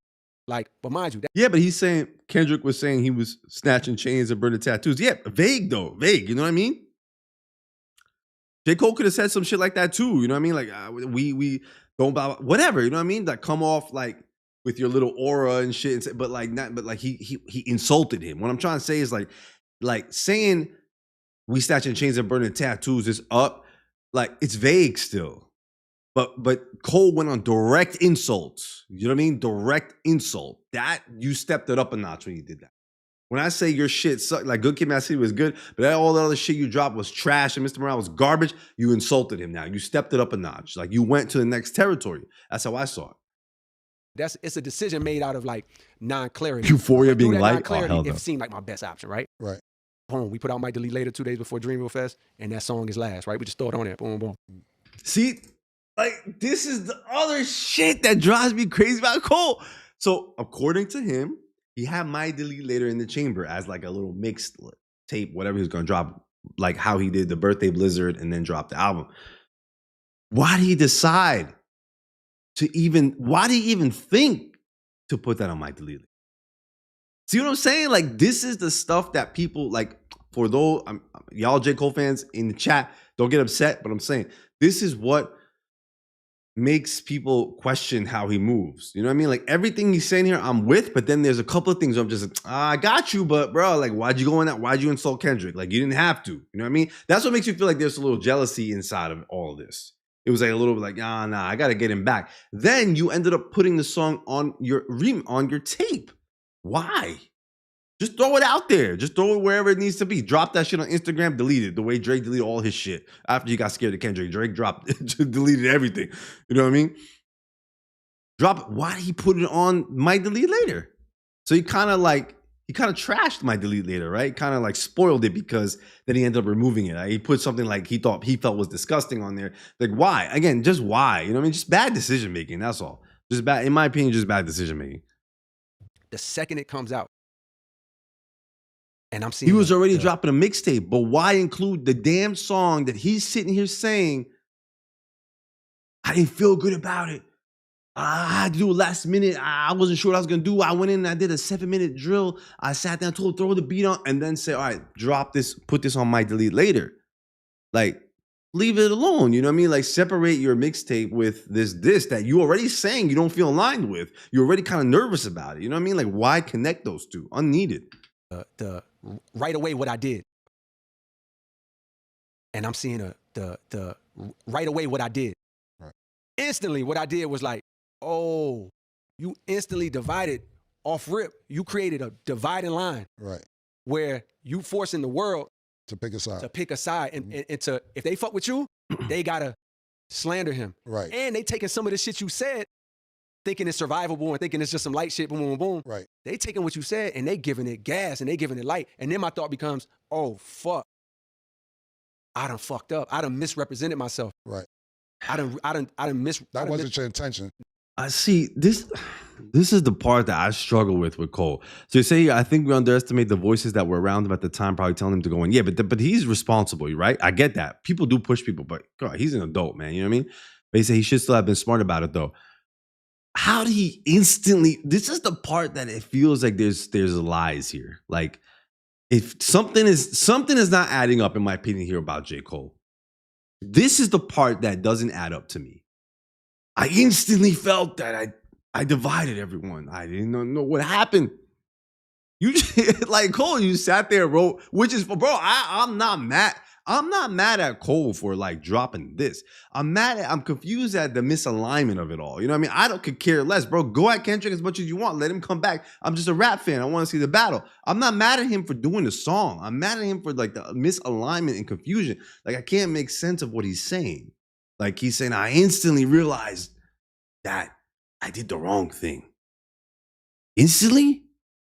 You just dropped it knowing what you're saying, and you just realize that it's divisive? I don't know.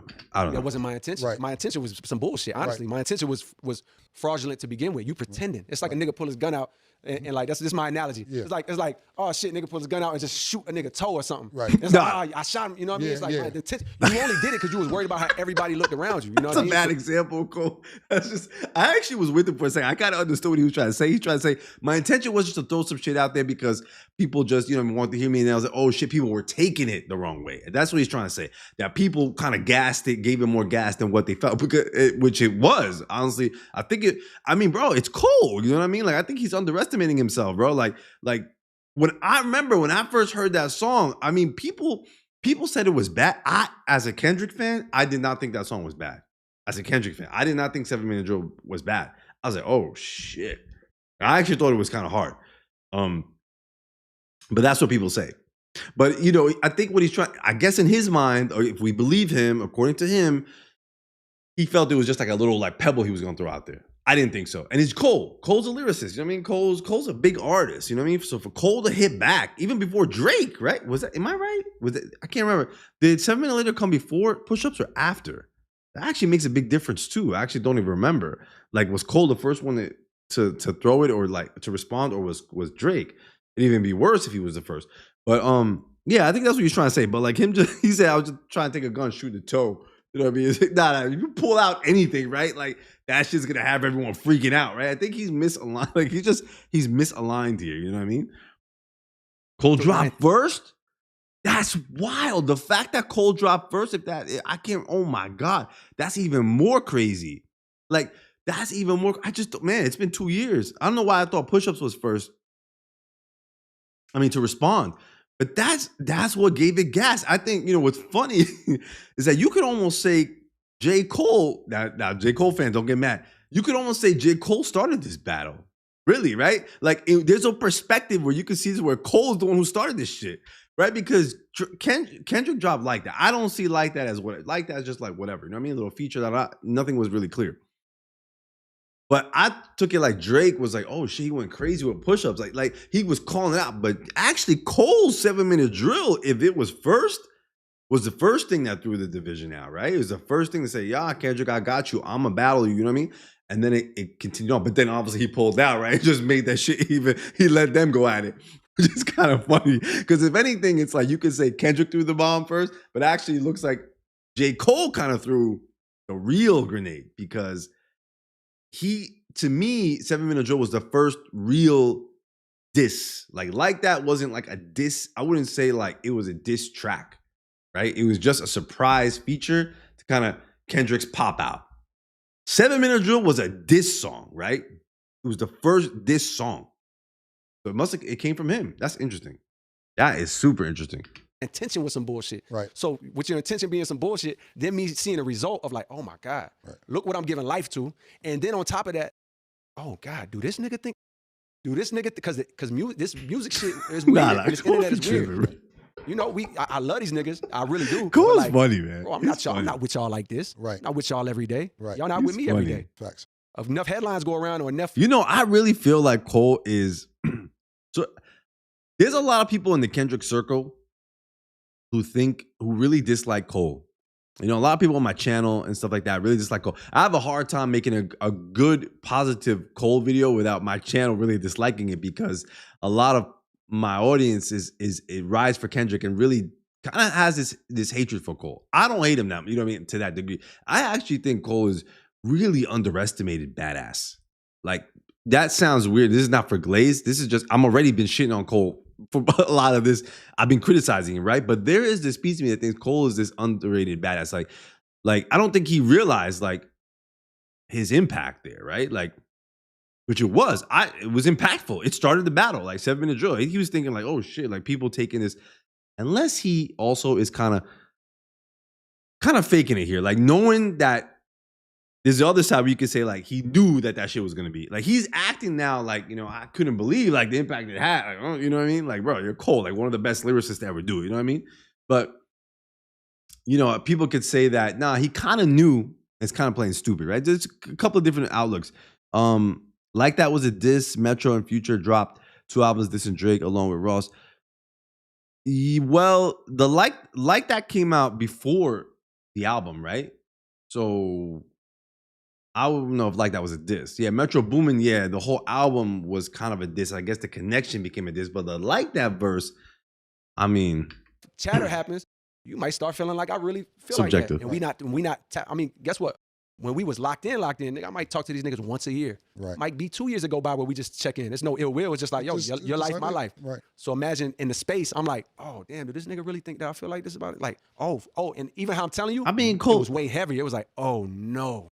Like sinking my chair, like, nah. Right. But at the same time, you done did it already. Nah, you done did it, Cole. I've nah, already done it. I've already like jumped into it. Right. So now Cole, I just see that as just funny, bro. It's like someone who takes a rock, you know what I mean, throws it like a little kid, like, you know, little kids messing around. You're like, he knows what he's doing. He knows he's throwing a rock at some shit, at some window. You know what I mean? He knows what he's about to do something dirty.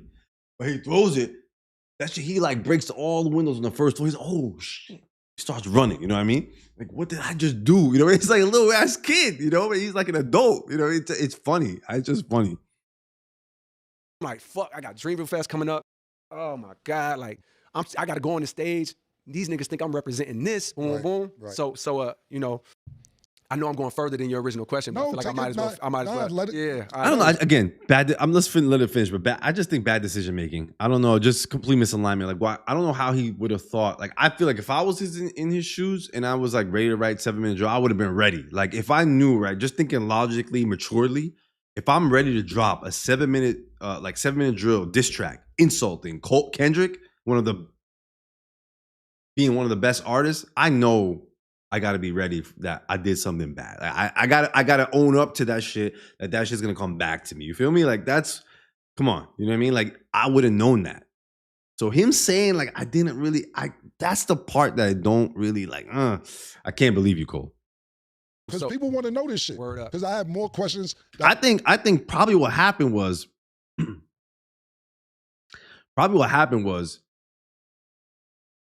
people were gonna ride for Kendrick more, I think. And I think it just like let's just let it play. I'm not sure, man. I'm thrown off by this. I was gonna ask you about it, but you're answering them anyway. All right, so cool, you know what I'm saying? cool. So fast forward. Now, if you would have seen me that weekend even, Like my wife, she was peeping it all weekend. The audience Only if reaction. you know me intimately, would you see it? But it's like she could just see I was fucked up. Right. You know what I mean? Because I felt like I had made like a big mistake. Right. And the main mistake was like, damn, you really love this dude. Like you really have. I'm a fan, right. a friend. It's not just him, it's Drake too. It's like, yo, I really fuck with these niggas. You know what I mean? Like, I mean, it's like, oh shit. And then also it's a bit of pride because it's like, damn, they want to hit the nigga and be like, hey, bro, you think I was serious? Boom, boom. Yeah. But at this point, I'm in my head. It's like, you know what I mean? So anyways, the show.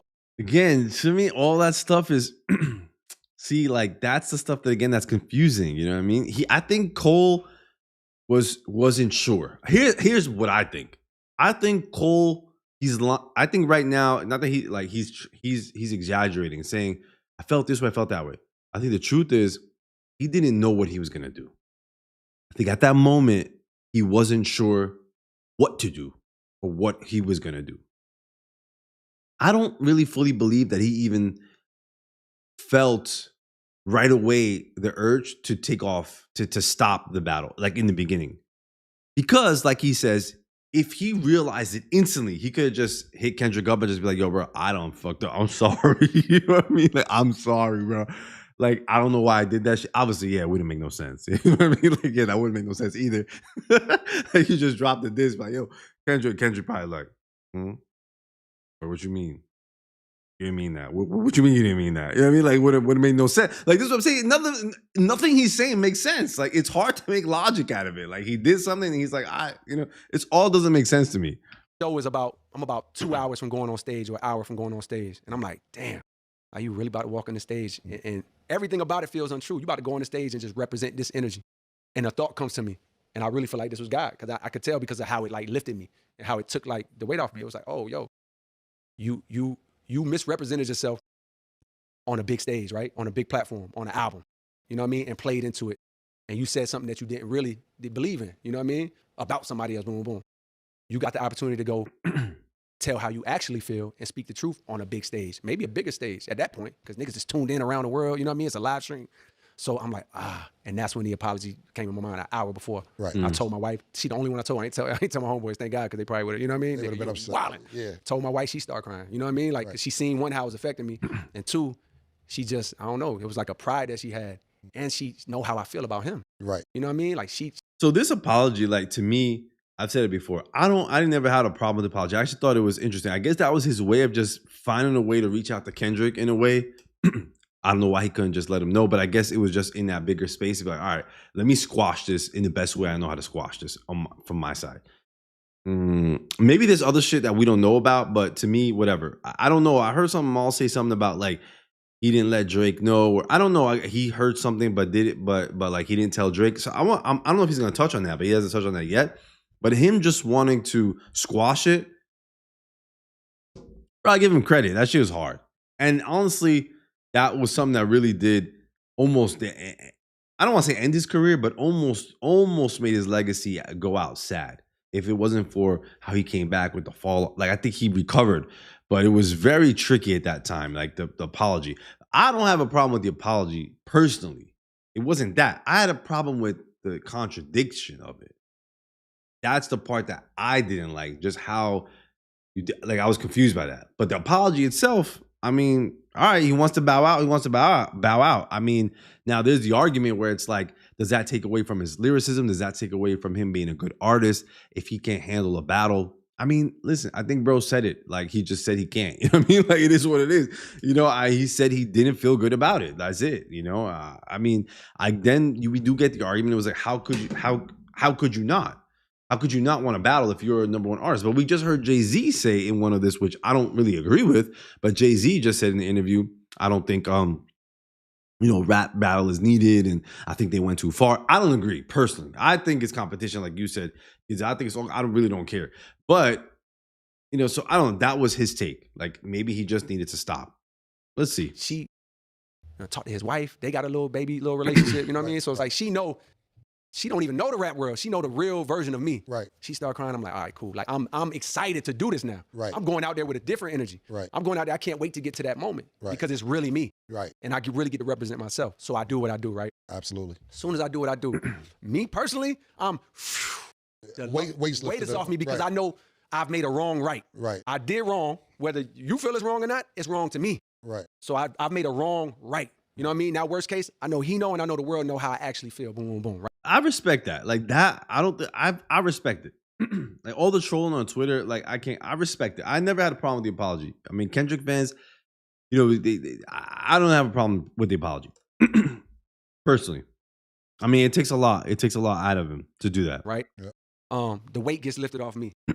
Simultaneously, the world like, nah, nigga. Yeah. No, sir. No, buddy. It's not going to happen like that. You know what I mean? Yep. And the world is fucking me up or fucking my name up. You know what I mean? Or whatever. That's one one of the questions. Stay here for a minute because I want you to finish the story. Okay. How did you feel right then and there when niggas was like, yo, this nigga backing out the battle? What, yo, come on, man. Like, come on, you fucking up light-skinned nigga. I seen all that. You know what I'm saying? Right. How did you feel at that moment when people got upset with you for saying that you're not going to go back and forth with him? How did you feel? Well, first, you got to think it was that night. That night, I had my own homeboys. Right. Like, I had people that was close to me. Some niggas like, yo, bro, I get it. I respect that. Boom, boom, boom. Right. Some niggas like, bro, fuck that. No. You know what I mean? Right. Like, you know what I mean? So I already experienced that in real life. Right. You know what I mean? And when they did it to me, when they hit me with that, and I appreciate them telling me the truth, you know, whoever did, but it's like, when they hit me with it, I'm chilling. I didn't give a fuck. Like because I knew in my heart I did what was right for me. And it means more coming from them than social or whatever. There you go. Exactly. There you go. However, what I will say is, like, to your point, when the world start giving me them hands, right. My reaction was I still felt like, nah, like I'm secure in my decision and what I did. But of course, over time, when niggas like, nah, this nigga's over. Right. You know what I mean? Right. Like it's over. The ego and the fear creeps in some. It wasn't dominant, but I did feel it there where it was like, oh shit, like did I fuck up? You know what I mean? I agree. And I was definitely someone who, while I took his apology, I did feel like everybody else felt like, why'd you back out? Like, bro, like why? You know what I mean? I don't have a problem with him saying why he did it now, but at the moment, I just felt like, why? Like, why are you backing out, bro? Just if you felt, you know, but listen, he owned up to it. He said he didn't feel good about it. Like, I can't sit there, you know what I mean, saying about that. He's saying I didn't feel good about it. Whatever. That's up to everybody to decide whether they agree with that or not. But for me, just as a fan of rap, I was like, bro, just battle it out. But we, you know, the funny thing is, I think Cole ended up being smarter in a way because it did get ugly. And Drake took a massive hit, massive loss. And I don't think Kendrick could have I don't know if J.Cole could have took on Kendrick, you know what I mean? It would have been interesting, but it would have got really ugly. So I think he did the best thing for himself, for sure. As a fan, I would have wanted to see it. I was, hey, like what? It did feel off. It did feel off, but someone made a good point. I fully agree with this. Like people say Cole was a coward or he was a coward for backing out. He apologized. But you know why that's incorrect? The reason why that's incorrect, because if Cole was truly a coward or didn't want to do it, I feel like he would have never even took the shot. But he actually dropped 7-minute drill, right? So he was prepared. He put himself out there. Like he was ready, but I guess he didn't feel good about it. That's different than bowing out because you're scared, right? So it depends on how you want to read it. I don't know. Listen, everybody's gonna have their own opinion. Where it's like, it's not a dominant feeling because ultimately I always lean back on the fact that like, no, nigga, like I got a strong belief in God. And I feel like we know how it feels when it's God and we know how it feels when it's not. Right. You know what I mean? And I know that like, yo, I'm moving off the feeling that I feel like aligns with that, with you know what I mean? And as long as I did that and I made the decision from that place, and I got to remember that like, yo, okay, there's actually a bigger plan. There's a bigger purpose. Right. So it's like, I got homeboys, damn near everybody on my side want to crash out. You know what I mean? Like, yo, niggas talking crazy man, it's the internet. But they like, yo, niggas talking crazy. I don't like this shit. And I had to really tell everybody like, yo, bro, don't say nothing. I appreciate it because you love me. Right. You want to go out there and ride for me. Right. You know what I mean? You see niggas talking crazy. It's the worst to them because it's like, nigga, I know you. Right. And you be begging niggas to get in shows, coming to the parties, boom, boom. Now all of a sudden you got some shit to say. They got real problems and they want to crash out on people. And I'm telling them like, no, like let me walk through this. Like, let me, whatever the world is got for me, whatever they got to say for me, let me take it. And let me remember or remember that that's not even me. I feel like, that.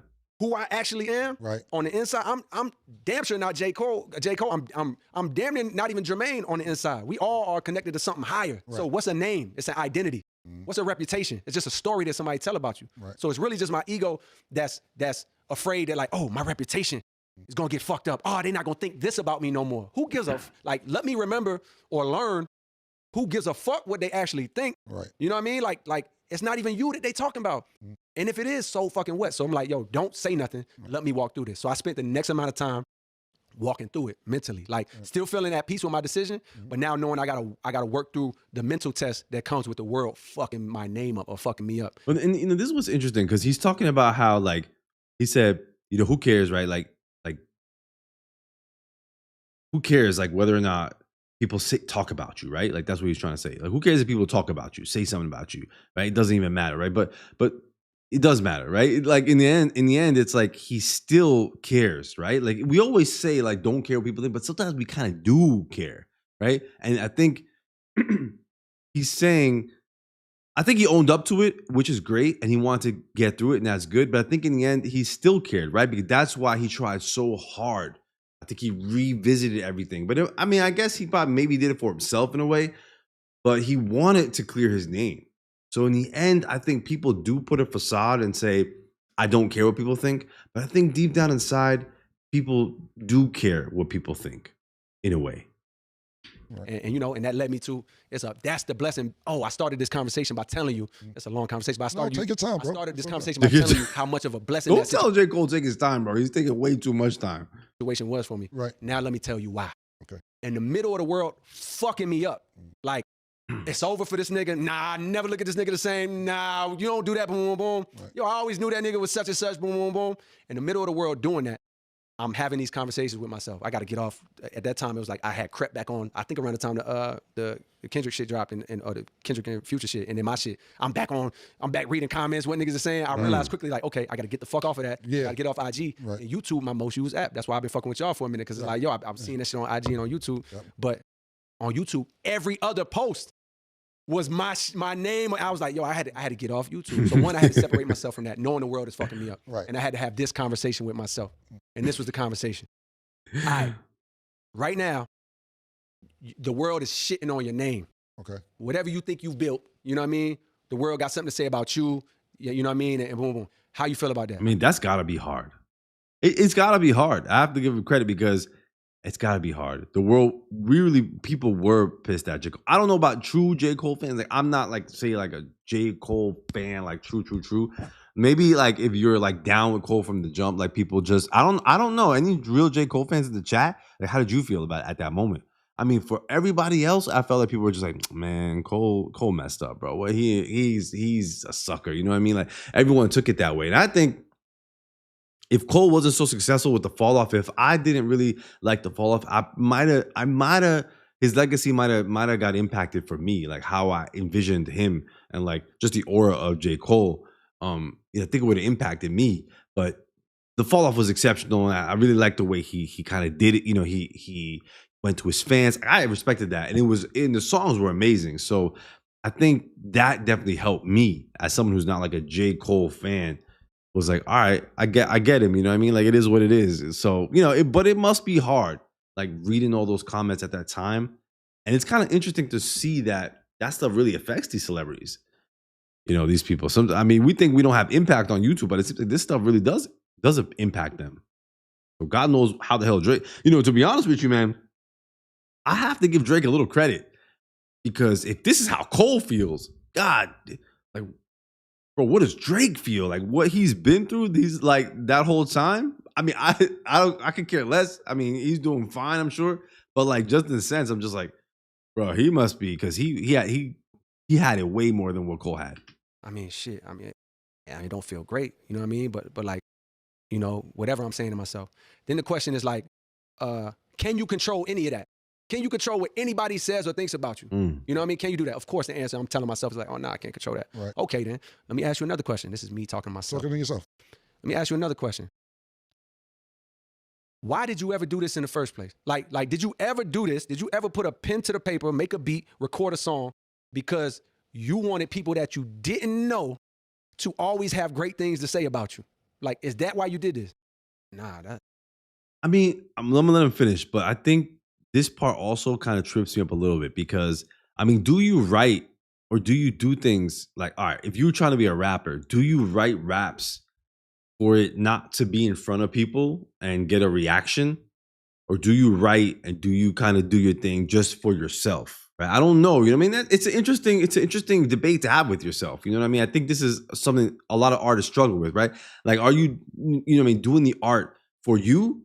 Or is there part of you that wants to see how your artwork is received to the world? Right. So this is like an interesting debate anyone can have with themselves about.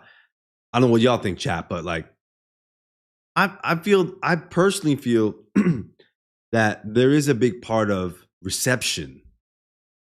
And I don't know how an MC or any rapper would feel like to exclude the reception of something from the art. And I wish I had a good answer. Like, I wish I could say, yeah, I agree with Cole. And like, you know, I don't know if I think he's being a little, you know what I mean, kumbaya here, trying to be a little holy. And I listen, if that's how people see it, that's great. I have a hard time excluding reception of things, right? But it would be great if you could do something and not worry at all about the reception and not worry at all about, you know, standing in front of people. Like if you're doing rap, you get on stage, you do, you know, like part of it is to see the reaction. Part of it is to be in front of people, right? Like, what are people gonna think of the song? I don't know how you could exclude that from the art. I personally don't know how you could exclude it unless you just sit for yourself and do it. And I guess maybe that's what he's going at. Like when you sit down in like a little journal, your little notepad, and you do your own thing, or you sit as an artist and you paint it without no one seeing, right? Like, yeah, I'll do it for myself.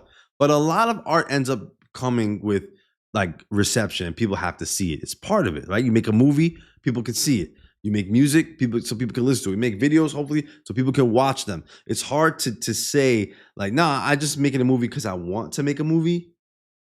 You know, I don't know. I battle with that personally with that you know, issue. That's not why I did this. Right. So why did you do this ever? Why did you ever do this in the first place? Right. Oh, I did this in the first place because I loved it. Like the second I start rapping, the first rhyme I wrote, the first beat I made, I fell in love with it. Like I sat in my that. You same... said, Giza, even though reception is a big part of it, I think Cole would rap even if no one knew him. And I guess that's what he's trying to get at. That's something people have to ask you. Would you do the art? Would you do it? Would you make that movie? Like if you were like you're interested in film or you like a filmmaker, like would you make the movie even though no one saw the movie? Like I guess that's something I gotta ask. Like would JCole write? Like, you know, there's that question. Same chair you see on the album cover. I wrote my first song there. I must have sat in that spot for 7 hours. I made the beat. I must have sat in that chair in my career. But the fact that Cole, what I appreciate what I was saying is just like revisiting your energy, revisiting your passion. I respect that part. I think that's critical. Like revisiting what, if anyone feels lost, I do think that's great. It is a good thing. Like just revisiting why are you doing this? Like if you're stuck with anything and you find yourself confused, then you could say like, well, why am I doing this? Like, why do I want to do this? I think when you ask yourself why, then you remember, oh shit, that's the reason why I actually want to do it. So then let me put all this other stuff to the side. Despite all that, I do think Cole getting shitted on like crazy is a difficult thing for him to handle. And that's the reason why I think he still had to push through that. On my mom and my stepfather's stereo system, I must have sat for the first time for 7 hours. Imagine being 14, 15, sitting in a chair for 7 hours and you not watching TV or playing a game. You know what I mean? Crazy. I'm writing a song. That's crazy. Like, oh, I did that and those types of things. That's crazy, I loved it. And it shows. And I'll be honest, for those, again, I try to really enjoy the fall off in a lot of my audience, and like Kendrick just not into JCole. Is it intro 39 or 39 intro? I mean, that verse on that it's insane. Like it shows it. Like I can't sit here and say, like I can't be rap philosophy and say like I can't say like I could shit on Cole and I could criticize him and I don't like the way he moves and all that shit. But as music, I don't know how anyone can listen to some parts of that album and say that's not exceptional rap. I mean, phenomenal rapping. You know what I mean? Like just moving. So I don't know. To me, 39 intro, that verse. The second part of the song was just like bananas. You did it because you loved it. Let me ask you a question. Do you love it right now? Do you currently love it right now? I'm like, yeah, I think I love it. Do you? And then I'm like, oh shit. It's like, yo, listen to how you talking about your own album you about to put out. Right. Look how you've been talking about this shit. Right. Like, this how you want to go out? You don't listen to music no more. You don't play this shit no more. You know what I mean? I got kids now. Yeah. The shit that I came up on, you know what I mean? Right. I don't play that shit around my kids. You know what I mean? I'm not gonna do it. Right. I'm grateful that my parents didn't give a fuck what I listened to or what they played around me, Right. but I'm not gonna do that. So it's like, I don't experience this shit on a regular basis no more. And like, yo, look how you talking about this album you working on for 8 years. Ah, man, let's just get this shit the fuck out. Right. Let's just put this shit out, man, and be done with it. Right. And then my question was, that's how you want to go out? That's how you want to drop this album? That's how you want to drop your last album? If this is your last album, that's how you want to put it out? Right. Like, nah. Like, nah, well, how do you want to, what you want to feel like? I want to feel like this. I can't write a fucking rap to save my life. Like, that's how you want to go out? And like, nah, I want to go out. When I put this shit out, I want to be in love with this shit. Like, I want to be feeling like I damn near could go do three more albums. Like, I want to feel like excited and proud of this shit. I don't want to be over it. Right. Like, all right then. So what, can you control that? You can't control what people are saying, Right. but can you control how you feel about what it is that you do? Right. And so when I say it was the biggest blessing, it was because in that moment, I'm like, oh yeah, I can control that. I can control, it's like a relationship. Like when you're in a relationship, it's like, if I'm in a relationship with a woman and it's like, I can pretend like, man, we just grew apart. This shit ain't there no more. Really, you stop doing the things that breed love with this woman. You know what I mean? And y'all stop doing the things that breed love with each other. And you just say you fell out of love. But really, you stop doing love. Like, love is like out of like spending time, listening to somebody. You know what I mean? Like, all right, cool. It's Come on, an move on active now. thing. So from that day forward, when I had that conversation with myself, I'm like, oh, I get it. And I just immersed myself back in this shit that I love. And I started telling people that summer, I was like, damn, nigga, I feel like I'm 16 years old again. Like, I was madly in love with this shit, and then my pen got on fire. Like, from that day forward. And that's what started my next journey. And the reason why I say it was the biggest blessing is because, like, the way I feel now, putting that album out, versus how I would have felt 2 years ago, even with the album in the form that it was, night and day. Like, nigga, I ride around playing this shit. Right. Still to the, like, yesterday I had to drive an hour to Fayetteville. Nigga, I'm playing this shit the whole way. Good for him, man. That's crazy. Like, playing your own music's got to be kind of interesting, man. That's good for him that he likes his music that much. He's willing to play it. Because I feel like a lot of times you do something, you get nervous. You want to hear it back. You don't want to hear it yourself. I'm a fan of this shit. Right. And that's a blessing because 2 years ago, it was, man, let's get this shit out of here. So I know that's long-winded, but. No, I get it. I mean? Trust me, because just as a writer, you go through writer's block, especially when you're as good as you are. It's hard to compete with your last great project. You get what I'm saying? And everything you explain makes a lot of sense. Like, you got to be true to you before you make somebody else happy. And if you're not happy with what you're doing and you made a bunch of money already, what the fuck are we really doing it for? Right. Like, for me, I come to work, I get to watch sports where I watch sports all day anyway, and get to sit here with my childhood friend that we didn't speak to each other for 15 years, and we fucking watch sports and laugh at niggas. Wow. You get what I'm like you can't even beat that shit. Fact. You know what I'm saying? If I had to do it, I wouldn't want to do it, man. That's real, bro. Nah, and I got everything you said. Do you think that, I only got a couple more questions for you, and I'm gonna let my assistant Taylor ask you some questions. Okay. Do you think that the Drake and Kendrick thing got totally out of hand? Do you think it spiraled out of control? How do you feel? Because I know both of these. I feel like yeah, it's weird for me because I damn near feel like the only person in the world. And of course, I don't know if this is true or not, but when I really analyze the situation, I'm like, damn, I feel like the only person in the world. It's almost like it's a much more mild example, but it's the only way I could think about it. I'm like, I think of Dale Curry. Like, imagine Seth Curry was the star basketball player for whoever the team he was on, the Hornets. Right. And then Steph was the star player for the Warriors, and they met in the finals. Right. And then Dale has to watch, like, he has to watch this battle. And somebody got to come out a quote unquote loser. Somebody got to come out a winner. It's like, No, Cole, ain't no quote unquote. I hate that part of the quote unquote. Drake lost, Kendrick won. Stop. The world, right away, the world became like politics. You either Democrat or Republican. You either Kendrick or you Drake. And you got to pick a side, boom, boom. And I felt like the nigga that was like disgusted both ways damn near. You know what I mean? So when you say, did it get out of hand? It's like, creatively, that's not my place to say. Right. You know what I mean? Like, come on, man. That's definitely not my place to say. I'm a nigga that apologized. So it's not my place to come in and say like, oh, such and such shouldn't have said boom, boom, boom, boom. Like, that's not my place. All right. But I think the out of hand that I think is like world reaction. Specifically, like, to me, it's like disgusting how people try to use that opportunity to like either show how they really felt about Drake the whole time, or just like pile on that's a fact. And tear this dude. What does j.Cole expect, bro? This is again, we're gonna get back to the critical part. Like, what does j.Cole think is gonna happen? Like, what does he think is gonna happen? They're gonna battle it out. Like, bro, like me, you know what?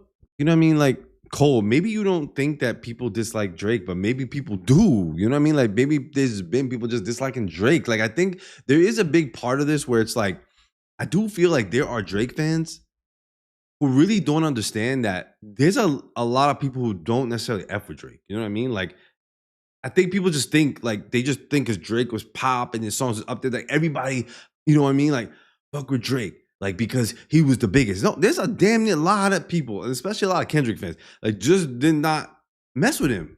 Just did not listen. And a lot of youngins too. Like, there's like a lot of Gen Z that just didn't think they didn't really care for Drake either. There's a whole bunch of Gen Z who just didn't really care for Drake. And I just think there's like a big Cole being one of them, just not really like wanting to realize, like, bro, like people not necessarily like him.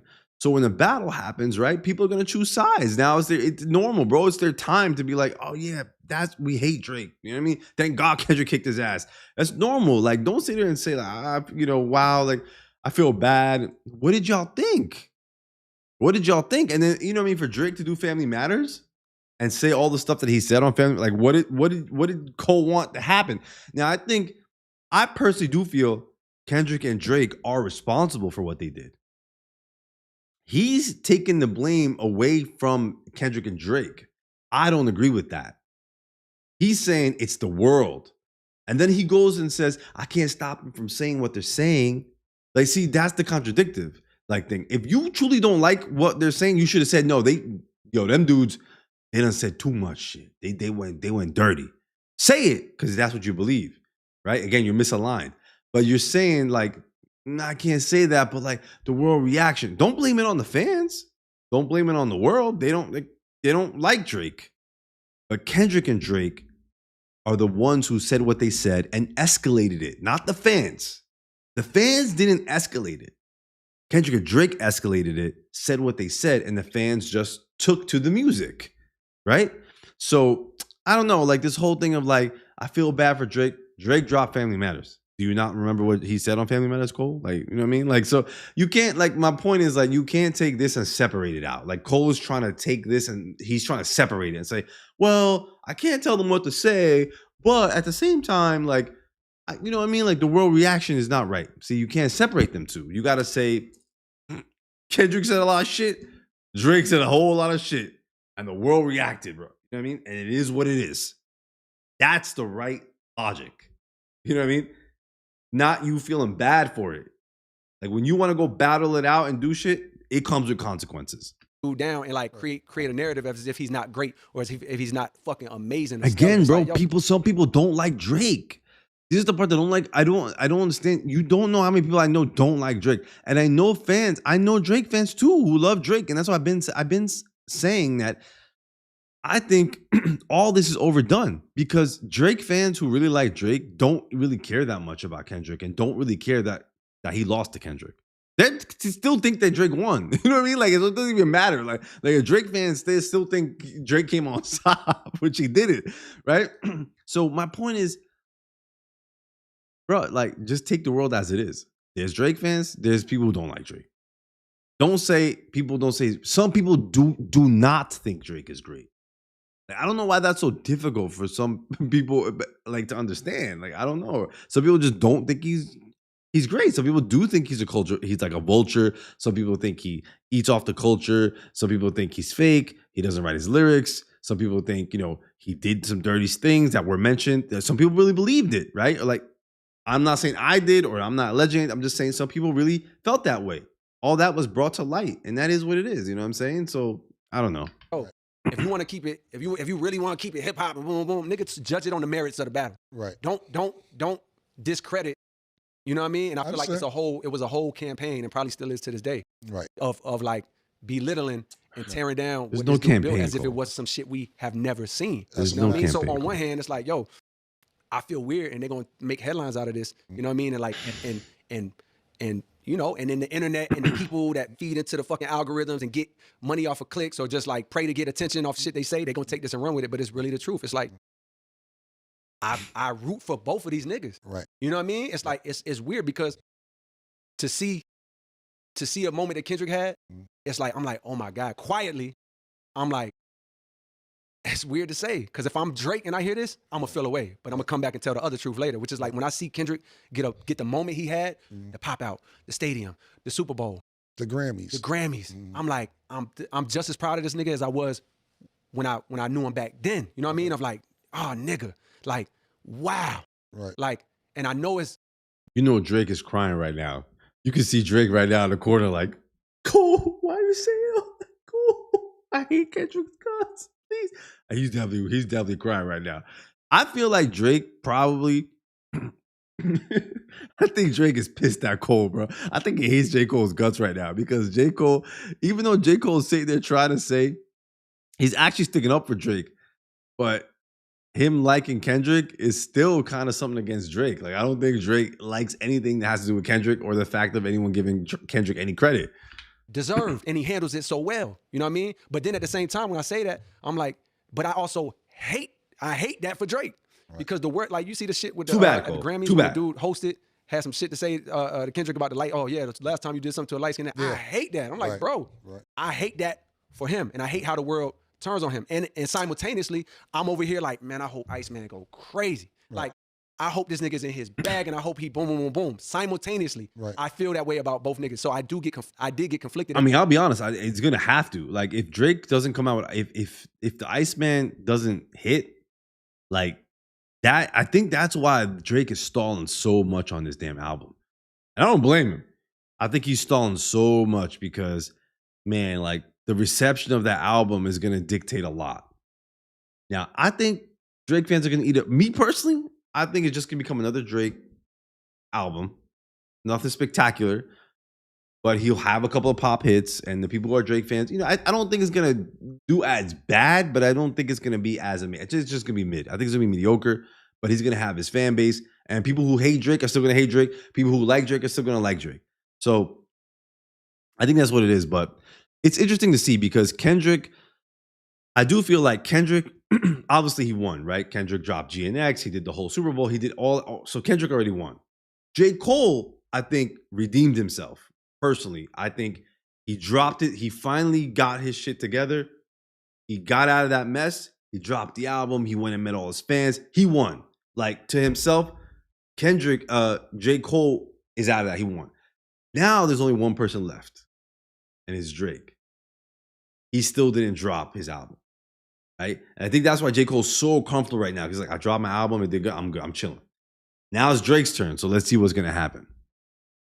That times in the battle, because I'm like, but creatively, that's not my place. Right. But as a critic of like culture, which that word is fucking weird, because it's like, nigga, this shit is algorithm based, nigga. This shit is paid campaigns on niggas, positive or negative. But my criticism on the culture is like, ew, like, I hate what y'all try to do to this man. Like, you know what I mean? And I hope y'all fail. You know what I mean? And I'm glad to see y'all fail. So it's like, Cole. All right, I'm not gonna harp on this too much more. I'll just keep it going, bro. But I just am so bothered by that. Cole, it ain't the fans, bro. It's Drake. Drake he's gonna be the cause of his own demise, bro. He's responsible for his actions. People didn't like Drake because of what he did, because of all his actions, bro. It wasn't because of Kendrick only. It was because of what they saw. So stop blaming the fans. I don't like J. Cole blaming the fans, like blaming the people. We're just observers, bro. Like we're just fans. We're just fans of the music. We're reacting. We're watching. That's what y'all want, right? Y'all got on the stage to get this reaction. Y'all celebrities. So regular ass people are reacting. We're watching. We're enjoying. I mean, Drake is gonna be in control of his own destiny. If that shit's gonna hit, it's gonna hit. If it's not, it's not. And blame him. Don't blame the fans. I don't know. That's just Cole's a little delusional with that kind of stuff. It's like, I hate to speak on it because it's like, I know they're going to take it a certain way. That's genuinely my truth. You know what I mean? Like, that's genuinely my truth. Right. You just told us how you feel about them being artists. And I don't know Kendrick, a big fan of his music, but Drake's my man. So I totally feel exactly how you feel, what you just said. And it was a good moment for Kendrick, like you said. And I like his music too, I'm a fan, but as Drake being my friend, it was fucked up. There you go. You know what I'm saying? I agree with that. So if I put myself in Drake's shoes, even to hear me say, like, I'm happy for Kendrick in a sense. I would, if I'm him, I'm gonna feel like, damn, nigga. But I love this nigga too. Right. You know what I mean? And I don't like that he's doing it with a whole crowd like shitting on you. I don't like that. You know what I mean? But shit, that's not my place to necessarily judge. And if that's how he felt he had to go with it. You also engaged at the same time. You know what I mean? Like, yeah, like, thank you. Finally. So I absolutely hate and have always hated how they try to like do that to him. And I genuinely pray. It's like, nigga, I'm a fan waiting. Like, I be telling Eve, like, man, I hope this Iceman shit go crazy, and I hope he kills that shit. That's what, personally, where you at with them friendship-wise today? I'm in the same place. Right. You know what I mean? Where it's like, yo, I genuinely love these niggas, but I'm not gonna act like we've been communicating and talking. You know what I mean? I've had conversations with them like post everything. You know what I mean? But it's not like it's a lot. But that's just, you know, that's me not knowing where they at. Right. Me maybe assuming because I done heard X, Y, and Z. Right. But it has nothing to do with like how I actually feel. I genuinely love these niggas. Like I be wanting to shoot off a text. You know what I mean? Like, I ain't gonna lie, but even saying that on the mic is kind of lame to me. It's crazy that these guys are not really friends. I just feel like they're not really true friends. He keeps saying, I want to text. Like, just text him, bro. Like, you know what I mean? Like what's stopping you? Like, it just feels like these people are just fake friends. Like, and he's trying to say he loves them. He loves them. I just think in the end, he's a fan like anyone else. It sounds to me like Cole's just a fan of Drake, fan of Kendrick, just like any of us are. Because if you can't talk to them, what makes you any different? So he can't even communicate with them, honestly. But it is my truth. You know what I mean? It is what it is. Absolutely. Look, my sister Taylor, she loves you. She was actually on vacation. I guess y'all gotta ask yourself, right? If you have two friends, two people that you like, I want to say, I cannot even tell if these people are friends of J. Cole's or not, because his story kind of doesn't add up. But if you have two friends and they both agree that they're gonna battle each other, they're gonna fight each other in whatever type of way they're gonna compete. Both of them are basketball players. They're gonna compete on the court. Both of them are boxers. They're gonna compete because they both want to like out. You know what I mean? Like with the other person, and you know them both. One person whips the other guy's ass. You know what I mean? And you kind of are friends with both. I mean, what's your honest reaction at that point? If you like them both. You got to ask yourself that. You know what I mean? What is the right thing to do at that point?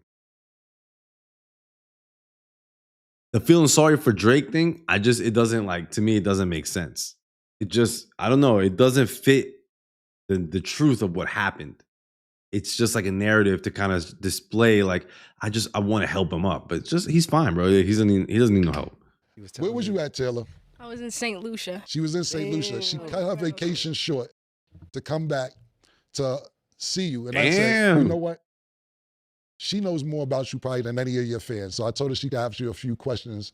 And she made it back. J.Cole getting nervous now. He getting nervous. She flew through or how she he getting nervous. The last 24 hours was hell. Getting here just to meet you because she's been to Dreamville. She's flew to North Carolina to see your concerts. I appreciate so on and so forth. So Taylor, a few questions. Knock them out coming from one of your number one fans. Listen, before we get into the questions, first off, thank you. 2014 Forest Hills Drives really means like a lot to me for a multitude of reasons, and I'm sure you get that all the time. But also thank you to you for allowing this opportunity. Yeah, no problem. Definitely last 24 hours. If I didn't get off that island 24 hours ago, I would have been stuck there until Friday. So. And you came just so you could be here for this? You cut it short? Listen, I made mountains move just for this. So I really appreciate you too.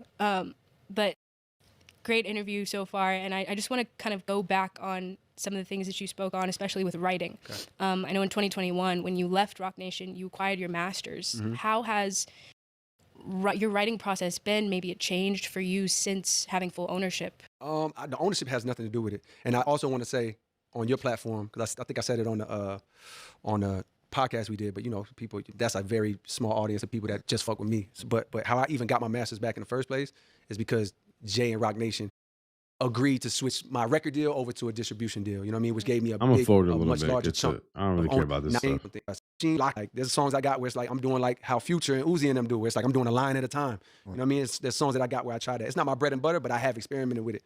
And there's times where, you know, I might just write a verse one day and it's like, oh, I know what this song is. Let me put it away, come back to it, write the next verse. But the thing that I learned after I said I fell back in love with this shit and that's what got me to the finish line on the album, the thing that I relearned about myself is like, oh, wait, I'm a solitude nigga. I write my best in solitude. Like, not just like, oh, I'm in a room by myself.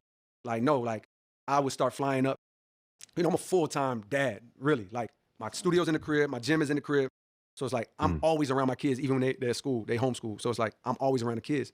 What I learned is, if I go to a hotel room, where I could just be in a hotel room all day, write all day, listen to music all day, make a beat all day, fall asleep while working on the beat, wake up, open the laptop, and press play on the beat again. If I get 2-3 days of solitude, let alone if I get 5, that's when I'm like super tapped in, and it's like when I could just, because, and I thought about it, I'm like, oh yeah, because nigga, that's what you was used to. I'm in the college in my apartment, just in my room, dolo, like writing. But now with kids, I had to remind myself, like, oh wait, I write good at the house. I don't write some crazy shit at the house while they write upstairs or whatever. Sometimes I don't wrote some fire shit while they write in the living room. You know, one thing I think is crazy about like the greats that we have now. One thing I have to give them credit for, like having children and be able to drop great music like this and fall off and be a superstar is really difficult. And being in the limelight, like a lot of people when they end up getting older, they have kids, and also they kind of like shy away from everything. They kind of like, you know, their peak is over. But he's at like almost like his peak still. Like Cole's, I mean, it was exceptional. So I mean, back like in the days, like I would say, I mean, this might go farther back, but like you look at like people like Pac and Biggie, those were like my heroes, let's say, of the past, like of the 90s, you know, maybe Eminem, uh, like I'm just talking like not my Eminem wasn't, I am not really crazy, but I'm just saying like as those greats were, a lot of them were young. You know what I mean? Like a lot of them were young, right? Like Tupac died at 25, I believe. Biggie, I don't know how, probably similar age or younger. I don't no idea, or maybe like I don't know. I don't know what he was, but they didn't have children. Like these people were young. You know what I mean? The greats then, but like we see, like we're getting to live through times where I think it's just super interesting. Like it's crazy. Whereas like you see a lot of this thing like Unk and Old and all this kind of stuff, but the greats that we could say now, being like the big three, like Kendrick, Drake, you know, j.Cole, all have children, all are fathers. You know what I mean? Like, and all are married except Drake. You know, it's interesting. So just being family, man. I know this is kind of going off a tangent, but just like it's just interesting to me that we have like Kendrick could be in the space. It's super motivating. It's super inspiring. Like I did not like when I was younger, like in hip hop, like I never saw that. Like we would never see like someone in their 40s or 30s like really rapping and being in the limelight, though. You know what I mean? Like yeah, they might still, but not be the heroes, not be like like Tupac was at that time, like the number one. You know what I mean? Like Snoop and all these people are like the number one. Like these people were like still young, in their early 20s. These guys are in their 30s, I believe, some maybe hit 40s, with families, with children, and dropping some of the most exceptional rap music of today. Kendrick's GNX being some of the, you know, the best music of today. j.Cole, The Fall Off. Now there's other stuff. There's gonna be Don Toliver. There's the Yeats, and there's all the Uzis, and you know, all the other, you know, Young Boy and all the stuff that's out there. But like they're still in it. I just find that interesting. Room and I'm right in the kitchen. I'm in the living room. But my best, if I know I need to knock some shit out, and I go get 2 days alone, 3 days alone, that's just interesting. Where I can just damn near feel like a teenager again or a 20-year-old again. I get so productive, and that's when my pen can really like light on fire. So I don't know if that's a change, but I just rediscovered how important that is for me if I really want to like lock in. It's Aquarius shit right there. You gotta be dolo sometime, man. A lot by myself because I think better by myself to be creative a lot of times. Facts. Yeah, that kind of falls into my next question because I know you did a 7-part series for the release of your new album where you went to different cities in North Carolina and New York, as far as Arizona, in the Honda Civic. Mm-hmm. Being that you are considered the big three, what keeps you hungry? Is there something specific to keep that same hunger that you had when you were originally going to college campuses and selling, you know, your CDs? Cool, don't start going too. What kept me hungry to get to this finish line was the whole concept of the Fall Off was born after Forest Hills Drive, the album you was talking about. Mm-hmm. When I got off that tour for the first time, like, you know, I was chasing this shit. I told you, I'm waiting outside for Jay-Z. Like, my whole life was about getting to where I wanted to be and some occasional partying. You know what I mean? But like, my whole life was getting to where I wanted to be. And so after that album, that tour was the biggest thing I had ever done. The album was the biggest thing I ever done. The singles was going crazy. And I didn't even make it to have singles, but the songs was going crazy.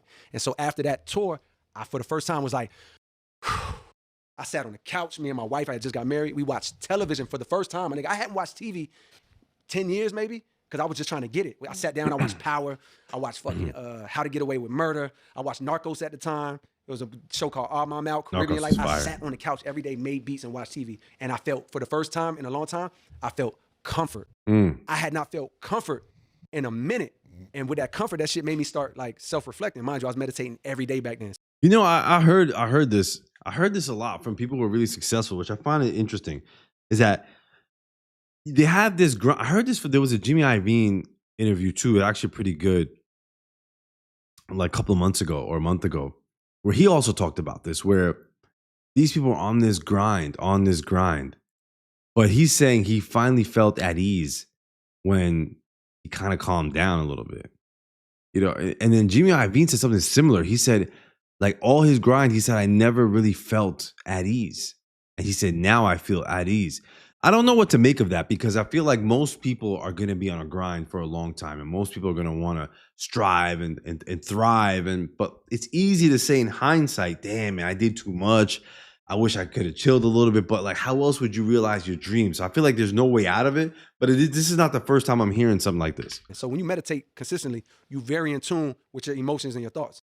So this comfort was making me think to myself, like, yo, you kind of comfortable. And I had already been thinking about retiring for some reason. After Born Sinner, I was like, I do one more album and then maybe retire.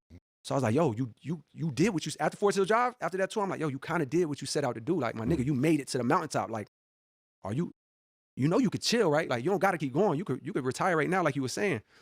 Do you want to do that? And I was like, yo, that kind of sound good, because I'm liking this. But I had an honest conversation with myself, and I'm like, yo, are you ready yet? And the thought was like, nah, not yet. All right, why ain't you ready yet? Because when I go out, I want to go out with every ability maxed out. I damn near look at it like 2K. You know, when you're creating a player in 2K and you got certain shit that you could put up, like speed, stamina, boom, boom.